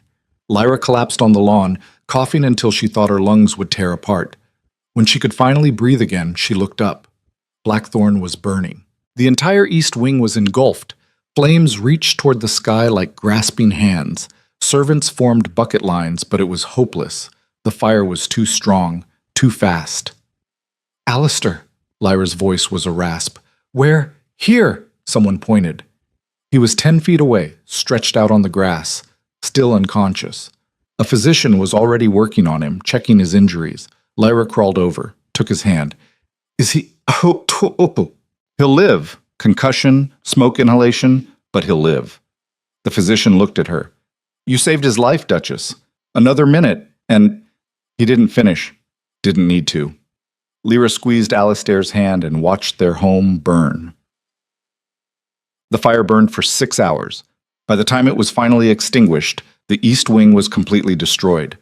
Alistair's study, the library, a third of the household rooms, all gone, just blackened stone and ash. The constable arrived at dawn, started asking questions. "How did it start?" he asked Mrs. Greaves. "I don't know. 1 minute everything was fine, the next flames everywhere." "Any idea what might have caused it?" "No, unless..." The housekeeper paused, looked at Lyra. "Unless it was deliberate." The constable's expression sharpened. "You think this was arson?" "I don't know what else it could be. Fires don't just start themselves. They do if there's faulty wiring, or unattended candles, or... We're careful about those things. Very careful. Especially after..." Mrs. Greaves stopped. "After what?" "After Mrs. Vale set fire to the village school," Lyra said quietly. "This is her doing, somehow, even from prison." The constable frowned. "That seems unlikely, Duchess. Mrs. Vale is locked in a cell. She has no access to She has money, connections. She could have hired someone." Lyra's hands clenched. She swore this wasn't over, that she'd destroy us. And now half our house is gone. "I'll investigate, but without proof." "Then find proof," Lyra's voice cracked. "Because if this was Caroline, she's not going to stop. She'll keep trying until we're dead or ruined, or both. And I can't..." She stopped, took a breath. "I can't lose him. Not like this." The constable promised to look into it, but Lyra could see the skepticism in his eyes. He didn't believe her. No one did, except Alistair. He woke around noon, groggy and disoriented. Lyra was sitting beside his bed. They'd moved him to the west wing, away from the damage, when his eyes opened. "Lyra?" "I'm here." He tried to sit up, winced. "What happened?" "Fire. The east wing. You were trapped in your study." His expression went blank, processing. "The library?" "Gone." "I'm sorry." Alistair was silent for a long time. Then, "How bad?" A third of the house will rebuild, but it's... Lyra's voice broke. It's bad. And you? Are you hurt? I'm fine, smoke inhalation, nothing serious. You came into a burning building for me. Of course I did. You could have died. So could you. Lyra took his hand, and I wasn't going to let that happen. Alistair pulled her closer until she was half lying on the bed beside him. Caroline did this. I think so, but I can't prove it. We'll find a way. He stopped, coughed. We'll handle it. Together. Together, Lyra echoed. But even as she said it, she felt the dread building, because Caroline had proven she could reach them. Even locked in a cell, even facing prison, she could still hurt them. And if they didn't find a way to stop her, truly stop her, this would never end. Mug. The investigation turned up nothing. No evidence of arson, no witnesses. The fire department declared it an accident, probably caused by faulty wiring in the old wing. Lyra didn't believe it, neither did Alistair, but without proof, there was nothing they could do, except wait for the next attack. It came 2 weeks later. Margaret was in the village, shopping for supplies. She was alone, insisted she didn't need an escort for such a short trip. She'd be gone an hour at most. She didn't come back. When the carriage returned empty, when the driver said he'd left her at the market and she never showed for the return trip, Lyra felt her world tilt. Find her, she told the servants. Search the entire village, every shop, every... Duchess. A boy ran up, out of breath. Got a message for you. Man gave me $1 to deliver it. He held out a sealed envelope. Dearest Lyra, I believe I have something that belongs to you. A lovely young girl with auburn hair, so sweet, so innocent. I'm willing to return her for a price. £50,000. Delivered to the address below within 24 hours. Come alone. Tell anyone, the authorities, your husband, anyone at all. And your sister dies. The clock is ticking. See. Lyra read the letter 3 times. Each word was a knife. Caroline had Margaret. Caroline had her sister. And if Lyra didn't comply, if she didn't deliver the impossible sum Caroline demanded, Margaret would die. She looked up at Alistair, who'd appeared at her side. What is it? He asked. His voice was tight with concern. Lyra opened her mouth, started to tell him, then stopped. Tell anyone and your sister dies. Caroline meant it. She'd proven she was willing to burn buildings, destroy lives, commit any atrocity to get what she wanted. And now she had Margaret. If Lyra told Alistair, if they went to the authorities, Caroline would know, and Margaret would pay the price. Lyra made her decision in that frozen instant, the hardest decision of her life. Nothing, she lied. Just a note from the dressmaker about Margaret's fitting. Alistair frowned. Are you sure? You look... I'm fine. Just worried about Margaret. I'm sure she'll turn up soon. She forced herself to smile, to keep her voice steady, to hide the terror clawing at her throat. And that night, while Alistair slept, Lyra crept from their bed. She gathered what money she could find in the household safe. £12,000. Not nearly enough, but it would have to do. She wrote a note, short. To the point, I'm coming. I have 12,000. It's all I could gather. Please don't hurt her. I'll get you the rest. Just please. She left it unsigned, sent it via courier to the address Caroline had provided. Then she waited. The response came 6 hours later. 12,000 is insufficient, but I'm willing to negotiate. Come to the old mill outside the village. Tonight, midnight. Come alone or she dies. And Lyra, don't bother trying to be clever. I have people watching. I'll know if you bring help. Lyra looked at the clock. 9 p.m., 3 hours. She had 3 hours to figure out how to save her sister. 3 hours to decide if she was willing to sacrifice everything she'd built with Alistair. The trust, the fragile partnership, the beginning of something real to save Margaret's life. There was no question. Lyra went to her room, changed into dark clothing, tucked a knife into her boot, a small blade easily hidden. Probably useless against whatever Caroline had planned, but it was something. At 11:30, she crept from the house. The walk to the mill took 20 minutes. The building loomed against the night sky, abandoned for years, its windows like dead eyes. Lyra approached slowly, every nerve screaming danger. The door hung open. An invitation. She stepped inside. "Hello, Lyra." The voice came from the shadows. Caroline emerged, looking haggard but triumphant. She wasn't alone. 2 men flanked her, hired muscle, probably, and behind them, tied to a chair, Margaret! Her sister looked terrified but unharmed, gagged, tears streaming down her face. "Let her go," Lyra said. "Please. I brought money." £12,000. Yes, I got your note. Caroline smiled. "It's a start, but nowhere near what you owe me." "I don't owe you anything, don't you?" "You destroyed my life, had me arrested, humiliated in front of everyone who matters. And you think you can walk away from that? Just rebuild your little estate and play happy family with your blind duke?" Caroline moved closer. "No, you're going to pay. For everything." "What do you want?" "I want you to suffer the way I've suffered. I want you to know what it's like to lose everything." Caroline gestured to Margaret. "Your sister goes free when you sign over the Blackthorn estate to me. Every acre, every pound, everything." Lyra's breath caught. "That's insane. I can't." "You can. You have power of attorney while the Duke is recovering. Sign the papers I've prepared, transfer everything to me, and your sister lives. And if I refuse, then she dies. Right here. Right now. And you get to live with that for the rest of your miserable life."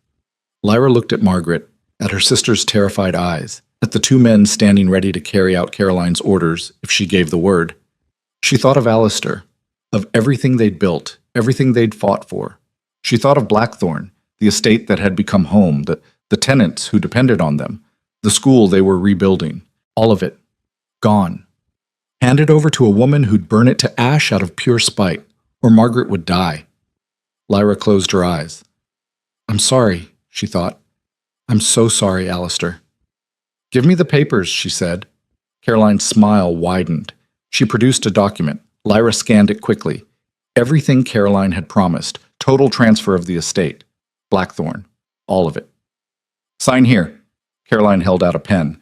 Lyra took it, held it over the paper, and then the door exploded inward. Alistair stood in the entrance, flanked by a dozen men, constables, servants, anyone he could gather on short notice. His expression was absolutely murderous. "Step away from my wife," he said. Caroline's face went white. How did I know?" Alistair moved forward with predatory precision. "Because I'm not an idiot. Because I know my wife well enough to recognize when she's lying. And because I had her followed the moment she left the house. This doesn't concern you. This is between me and... It concerns me when you kidnap my sister-in-law and attempt to extort my estate." Alistair's voice was thunder. "Constable, arrest her. Kidnapping, attempted extortion, arson. Add it to the list of charges she's already facing." The constables moved in. Caroline backed up, her hired men already surrendering. She looked at Lyra with pure hatred. "You brought him. I told you not to—" "She didn't bring me." Alistair cut her off. "I followed her. And you just added years to your sentence by threatening a member of the peerage." "No." Caroline's voice rose. "No, you can't. I won't." They dragged her out, still screaming. Lyra stood frozen. The pen fell from her fingers. Alistair crossed to her in 3 strides. "Are you hurt?" "I'm fine, but Margaret—" Already being freed, he turned toward the constables. "Get her out of those ropes and fetch a physician. I want her checked for injuries." Then he turned back to Lyra, and his expression was unreadable. "You lied to me," he said quietly. "I had to. She said—" "I know what she said. I read the letter." He held up the note Caroline had sent. "You dropped it. I found it after you left." Lyra's chest tightened. "Then you know why I had to come alone. I know you thought you had to come alone, but you were wrong." His hands found her shoulders, gripped tight. "You should have trusted me. We could have handled this together. Instead, you were about to sign away everything we've built. To save my sister. What choice did I have? You had the choice to believe I would help you. To believe that I—" He stopped. Took a breath. "Do you have any idea what it did to me? Watching you walk into this death trap alone, knowing that if I'd been 30 seconds later, you might have—" His voice broke. Lyra felt tears spill over. "I'm sorry. I couldn't risk it. I couldn't risk Margaret." "So you risked yourself. Risked us."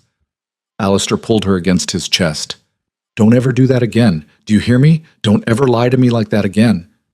I won't. I promise. I love you. The words hit like lightning. Lyra pulled back, stared at him. What? I love you.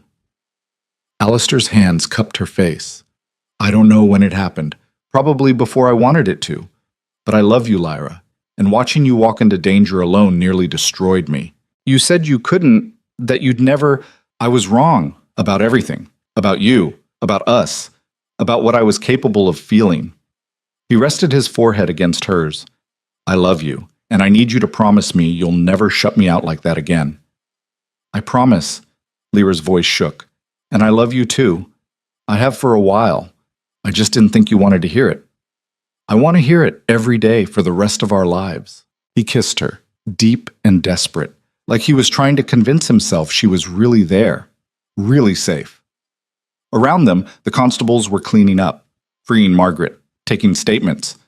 But Lyra barely noticed, because she'd found something she thought she'd lost forever. She'd found home. The sentencing came 3 weeks later. Caroline was given 20 years for the accumulated charges. Arson, extortion, kidnapping, embezzlement. The judge called her a danger to society and utterly without remorse. Lyra attended the sentencing, watched Caroline being led away in chains.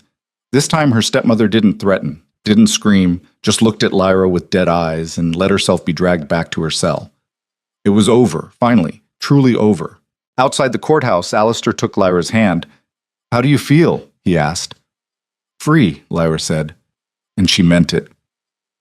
They returned to Blackthorn, to the estate they were rebuilding, to Margaret, who decided to stay and help with the reconstruction, to a life that was messy and complicated and absolutely worth fighting for. That night, Lyra stood in what was left of the library. Most of it was destroyed, but they'd salvaged some books, started cataloging what could be saved. Alistair found her there. What are you doing? He asked. Planning, Lyra gestured at the ruins. We're going to rebuild this, better than before, with better shelving, better organization, maybe even a section for the tenants to borrow from. A lending library? Why not? Knowledge shouldn't be hoarded, and I think... She paused. I think your mother would have liked that. Alistair was quiet for a moment. Then he smiled. She would have. She was always trying to improve things. Make them better for everyone. Like you. Like us. He pulled her close, and they stood in the ruins of the old library, already envisioning what would rise in its place. It would take months to rebuild. Years, maybe. But they had time. And this time they'd build something that would last. Together. The rebuilding took 8 months. 8 months of stonemasons and carpenters, of debris hauled away by the wagon load, of watching Blackthorn slowly knit itself back together. The east wing rose from ash like something reborn. Stronger foundations, better ventilation, windows that let in light the old structure had never seen. Lyra oversaw most of it. She'd wake before dawn and spend the day with the foreman, reviewing plans, solving problems, making 1,000 small decisions that would determine whether the new wing felt like home or just expensive reconstruction. Her hands grew calloused, her skin darkened from hours in the sun. She looked nothing like the frightened girl who'd arrived in a rain-streaked carriage nearly a year ago. She looked like someone who'd earned her place here. Alistair worked beside her when he could. His days were consumed with estate business, the harvest, tenant disputes, supply negotiations that seemed never-ending. But evenings, he'd find her in whatever corner of the construction she'd claimed as an office, and they'd review progress together. Sometimes they talked. Sometimes they just sat in comfortable silence while the sunset bled gold across the skeletal framework of the new library. Margaret helped where she could. She'd thrown herself into the school reconstruction with fierce determination, working with the village women to design a building that would serve not just children but the entire community. Reading rooms, meeting spaces, a small clinic in the back where a traveling physician could see patients. It should be more than what it was, she told Lyra one afternoon. They were reviewing architectural drawings, Margaret's pencil flying across the paper as she sketched modifications. Caroline destroyed the first one because it was just a school. But if we make it essential, if we make it something the whole village depends on, she can't touch it without destroying herself in the process. Lyra looked at her sister. At 17, Margaret had lost the softness that used to define her. Caroline's kidnapping had carved something hard into her, something that understood the world's capacity for cruelty and refused to be a victim of it. "When did you get so wise?" Lyra asked. "When I watched my sister nearly die for me." Margaret didn't look up from her sketches. "You taught me something that night at the mill, that sometimes the only way to survive is to fight back, even when you're terrified, even when the odds are impossible. I was stupid that night. I should have told Alistair. You did what you thought you had to do, and you survived. That's what matters." Margaret finally met her eyes. Besides, Alistair figured it out anyway. He always does. That was true. Alistair had developed an almost supernatural ability to read Lyra's moods. He knew when she was stressed before she did, knew when she needed space or company or just someone to sit with while she worked through whatever was eating at her. It should have felt invasive. Instead, it felt like being known, like being seen, even by a man who couldn't see. The letter from the prison arrived in November. Mrs. Greaves brought it to Lyra while she was reviewing supply invoices. The housekeeper's expression was carefully neutral, but her hands trembled slightly as she held out the envelope. "From Newgate," she said. "From Mrs. Vale." Lyra's stomach dropped. She'd assumed Caroline was done, locked away, no longer a threat. The idea that her stepmother could still reach her from behind bars made her skin crawl. "Should I burn it?" Mrs. Greaves asked. Lyra almost said yes, almost consigned whatever poison Caroline had written to the flames unread. But curiosity won. "Leave it," she said. "I'll deal with it." After the housekeeper left, Lyra stared at the envelope for a long time. Then she broke the seal. The letter inside was surprisingly short. Caroline's usually elegant handwriting was cramped, hurried. "Lyra, I'm dying. Prison fever. The physician says I have weeks at most. They're keeping me isolated so it doesn't spread to the other inmates. Appropriate, I suppose. I've spent my entire life keeping people at a distance. Now I die alone. I'm not writing to beg forgiveness. We both know I don't deserve it. I did terrible things to you, to your father, to everyone who trusted me. I justified it by telling myself I was protecting my position, ensuring my security. But the truth is simpler and uglier than that. I was afraid. Afraid of being poor again. Afraid of being powerless. Your father was my escape from a life I never wanted to return to, and when he died, when I realized how much debt he'd accumulated, how close I was to losing everything, I panicked. I stole from you because I saw you as competition for resources I couldn't afford to share. I manipulated you because controlling you felt like controlling my own fate. I'm not asking you to understand, just to know that I see it now, see what I became, and I'm sorry, for whatever that's worth. There's one more thing. Your father left something for you, a letter. I hid it after he died because it spoke of his love for you, his faith in your future. Things I couldn't stomach reading while I was busy stealing from you. I've enclosed it here. It's the only decent thing I've done in years. Perhaps the only decent thing I've ever done. Die well, Lyra. Be better than I was. Caroline Lyra read the letter twice. Then she noticed the second piece of paper folded behind Caroline's note. Her hand shook as she unfolded it. Her father's handwriting. Familiar. Beloved. Dead for over a year, but still somehow alive on this page. My dearest Lyra, if you're reading this, I'm gone.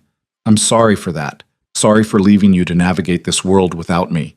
But I want you to know how proud I am of the woman you've become. You have your mother's courage and my stubbornness. A dangerous combination. You'll face challenges I can't protect you from. People who'll try to diminish you, control you, make you small. Don't let them. You're stronger than you know, braver than you believe. And you deserve a life filled with love and purpose, and the kind of happiness that comes from choosing your own path. I know Caroline will try to manage your inheritance. I've seen the way she looks at the estate books, the hunger in her eyes. If she offers you a marriage arrangement, be cautious. She doesn't always have your best interests at heart. But whatever happens, remember this. You are not defined by circumstance. You are defined by choice. Choose wisely. Choose courageously. Choose yourself. All my love, Father. Lyra's vision blurred. Tears splashed onto the paper, smearing the ink. She pressed the letter to her chest and let herself cry. For her father. For the warning he'd tried to give her. For the years she'd spent fighting battles he'd foreseen but couldn't prevent. And somewhere beneath the grief was something else. Something that felt like closure. Her father had believed in her. Even knowing Caroline's nature, even recognizing the danger, he'd trusted Lyra to survive, to choose her own path. She'd done that, had chosen the hardest path imaginable and survived it anyway.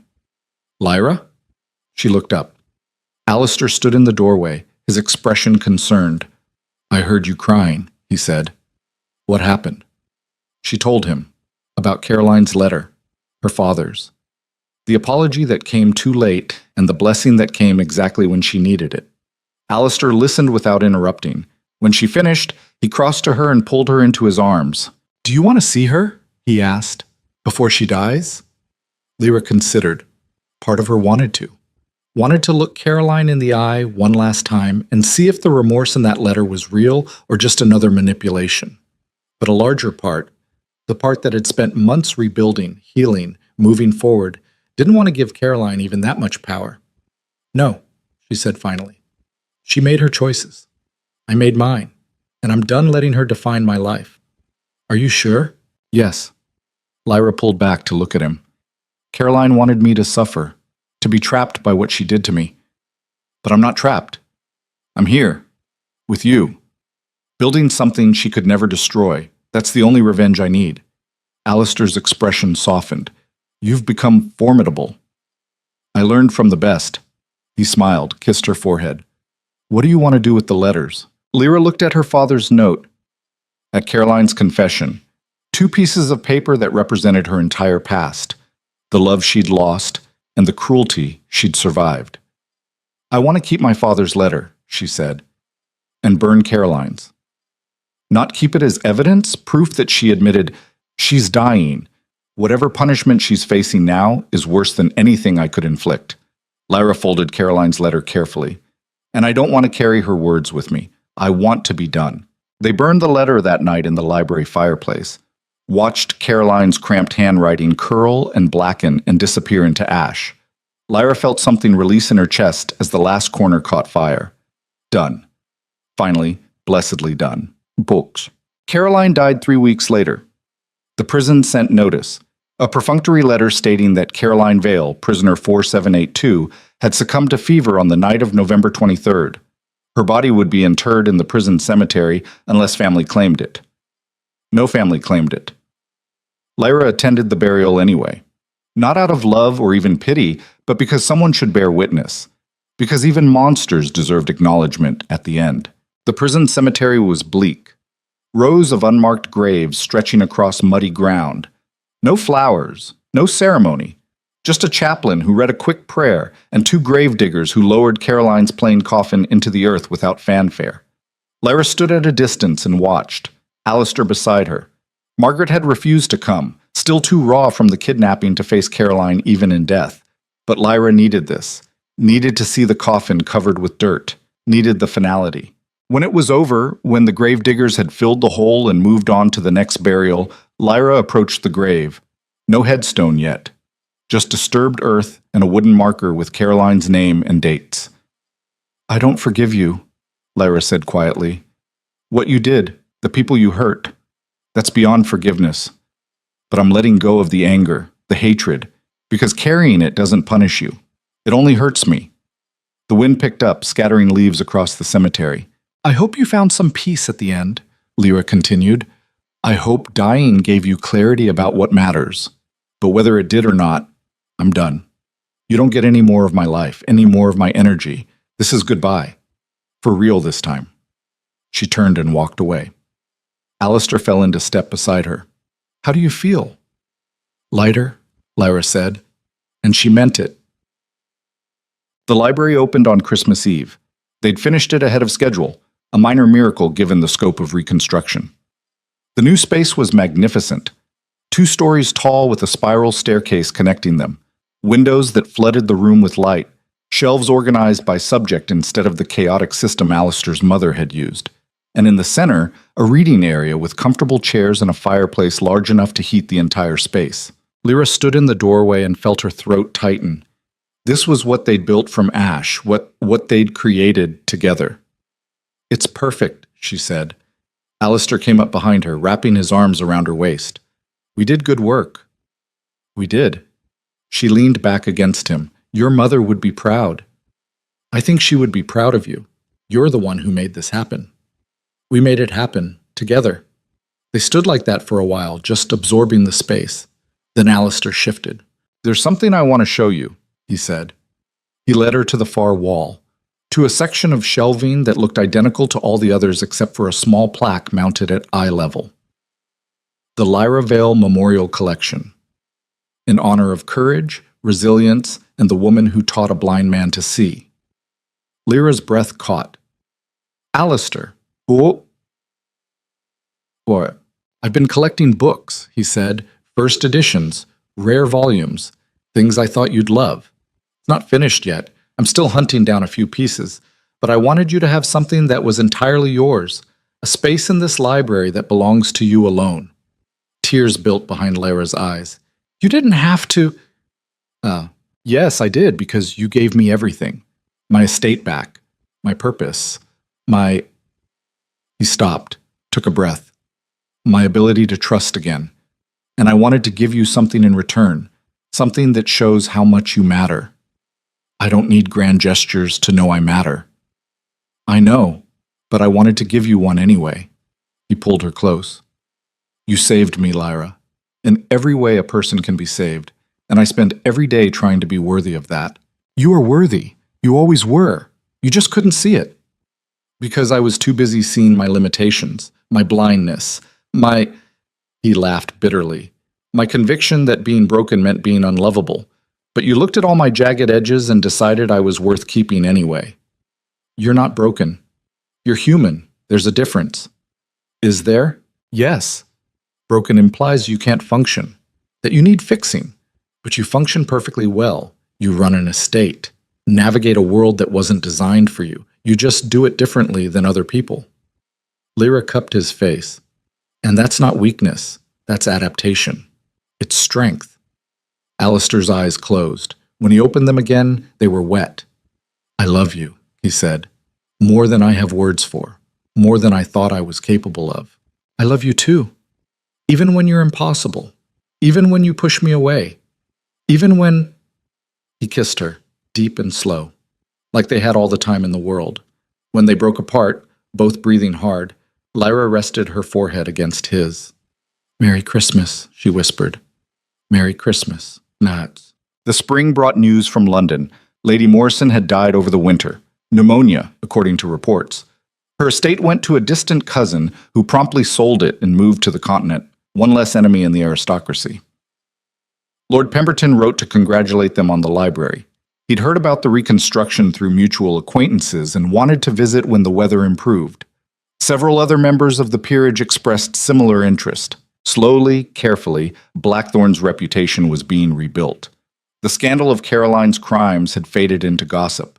The fire had become a tragedy they'd overcome rather than a mark against them. And Lyra, the girl who'd been sold into marriage, was now known as the Duchess, who'd saved her husband's life and rebuilt half an estate from nothing. Respect, it turned out, could be earned even by those who started with nothing. Margaret announced her engagement in April. To a young scholar she'd met during the school reconstruction, a man with more education than money, but a good heart and genuine affection for Lyra's sister. They planned to marry in the summer and move to Oxford, where he'd accepted a teaching position. Are you sure? Lyra asked when Margaret told her.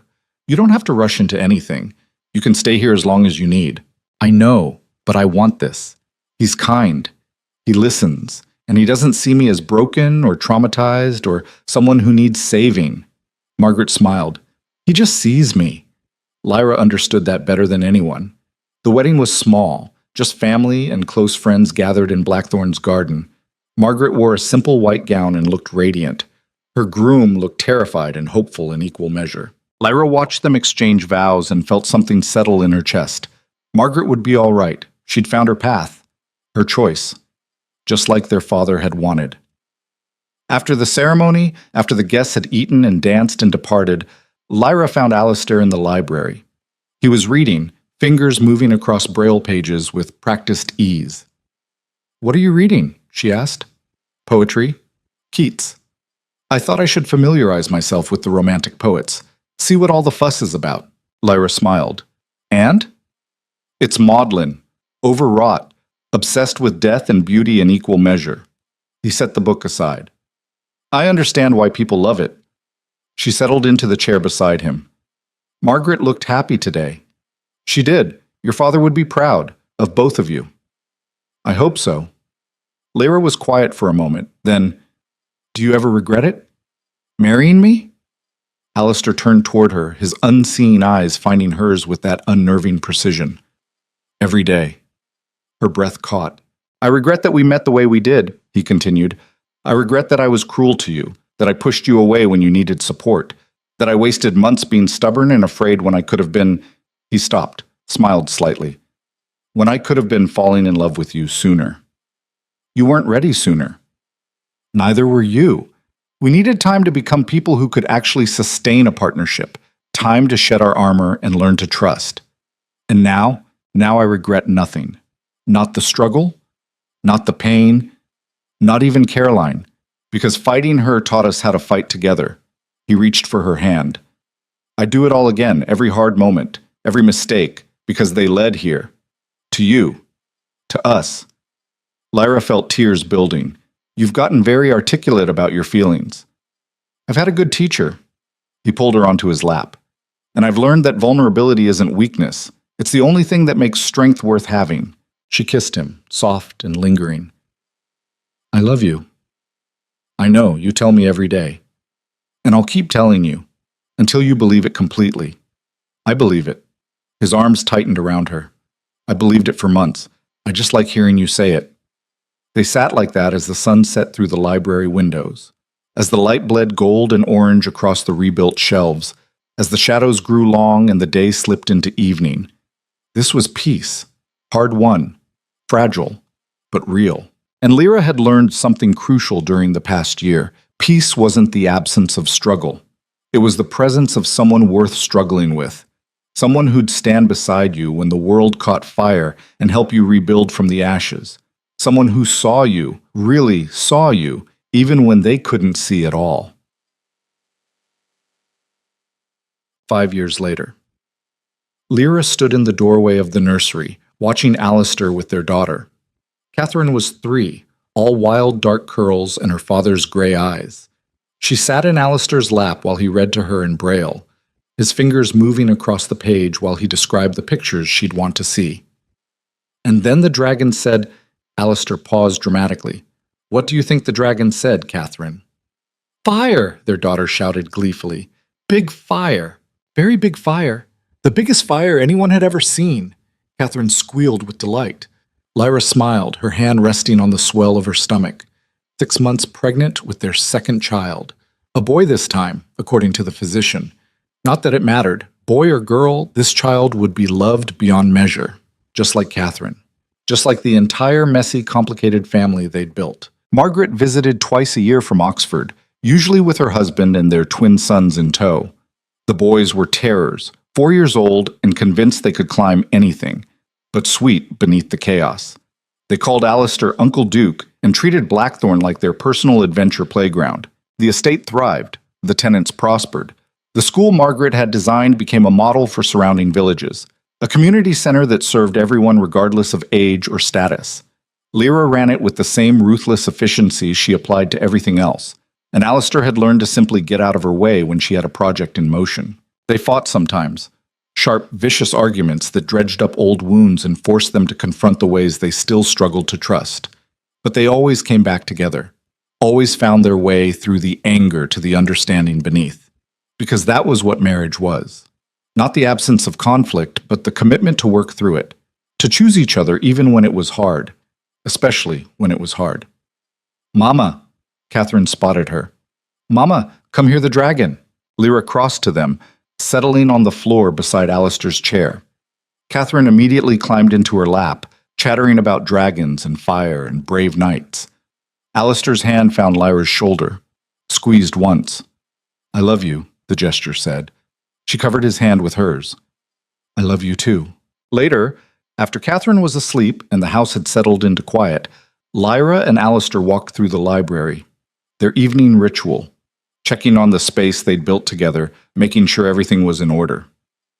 Mrs. Pemberton donated another 50 volumes today, Lyra said. Her late husband's collection. First editions, mostly. I think we should put them in the history section. Good. We were running low on Tudor-era material. Alistair ran his fingers along a shelf. And the lending program? Expanding. We've had requests from 3 more villages. I think we need to start a mobile library, something that can travel to areas too remote to visit regularly. That's ambitious. So, was rebuilding half an estate? We managed that. Alistair smiled. Fair point. Draft a proposal and we'll review it together. They'd reached the far wall. The Lyra Vale Memorial Collection had grown substantially. Rare volumes on agriculture, medicine, education, books that reflected not just Lyra's interests but her impact on the estate and surrounding community. You've changed this place, Alistair said quietly. Made it better than it was. We changed it. Together. No, you changed it. I just stopped getting in your way. He turned to face her. When you arrived, Blackthorn was dying. I was dying. Too proud to ask for help. Too afraid to let anyone close. And then you showed up, sold into marriage, terrified, completely unprepared, and somehow you saved all of it. I didn't save anything alone. Maybe not. But you started it. You were brave enough to fight when I wanted to surrender. Strong enough to stand when I wanted to hide. And you taught me... His voice roughened. You taught me that being seen isn't the same as being vulnerable. That letting someone in doesn't make you weak. That love, real love, isn't about perfection. It's about choosing to show up even when you're broken. Lyra's throat tightened. We were both broken. We still are. In different ways. But we're broken together now. And somehow that makes it bearable. She stepped into his arms, felt them close around her. Safe. Steady. Home. I was so angry when Caroline sold me to you, she said. I thought my life was over, that I'd spend the rest of my days trapped in a loveless marriage with a man who saw me as nothing more than a means to an end. And now? Now I can't imagine being anywhere else. With anyone else. She looked up at him. You gave me a purpose. A home. A family. You gave me the chance to become someone who matters. You always mattered. You just needed someone to see it. And you needed someone to prove you were worth seeing. Alistair smiled. I suppose we saved each other then. I suppose we did. They stood in the library they'd rebuilt together, surrounded by books and memories, and the quiet proof that broken things could be mended if you cared enough to try. Outside, night had fallen. Stars emerged one by one across the sky, constant and patient, like they'd been waiting all along for 2 damaged people to find their way to each other. In the morning, there would be work. Estate business and tenant meetings and 1,000 small decisions that kept Blackthorn running. There would be Catherine's boundless energy and the coming baby's needs and all the beautiful chaos of a life fully lived. But tonight, there was just this. 2 people who'd started as strangers, became enemies, and somehow, impossibly, became partners. Lovers. Family. 2 people who'd learned that the hardest battles weren't fought with swords or strategies, but with trust. With vulnerability. With the courage to let someone see your worst parts and believe they'd stay anyway. Lyra had been sold to a blind duke everyone said was a monster, a man who couldn't see her face, who'd told her on their wedding night that she meant nothing, who'd pushed her away with both hands while secretly pulling her closer. And she'd refused to disappear. Had fought and survived and built something beautiful from the wreckage of their circumstances. She was a duchess now. A mother. The woman who'd rebuilt Blackthorn from ash and taught its duke that darkness wasn't the same as blindness. But more than any of that, more than the titles or the estate or the legacy they were creating, she was loved, wholly, fiercely, by a man who'd learned to see with more than eyes. And in the end, that was worth more than all the rest combined. Alistair kissed her forehead. Come to bed. You need rest. In a moment, I want to stay here a little longer. Then I'll stay with you. And he did. Because that's what they did now, stayed. Even when it was hard. Even when it would have been easier to walk away. They stayed. They chose each other. Every single day. And that, Lyra thought, as she leaned against her husband in the library they'd built together, that was what home really meant. Not a place. Not a building or an estate or even a family name. Home was the person who saw your scars and loved you anyway. Who stood beside you when the world burned and helped you rebuild from the ashes. Home was choosing and being chosen in return. Home was this, and she was finally, blessedly, home. It's the end. Thank you for watching this journey from beginning to end. Lyra and Alistair's story proves that love isn't about perfection. It's about choosing to fight for each other even when everything falls apart. Drop a comment telling us what part moved you most, and don't forget to like this video if their story touched your heart. From all of us here, thank you for being part of this tale of survival, redemption, and love that refused to die.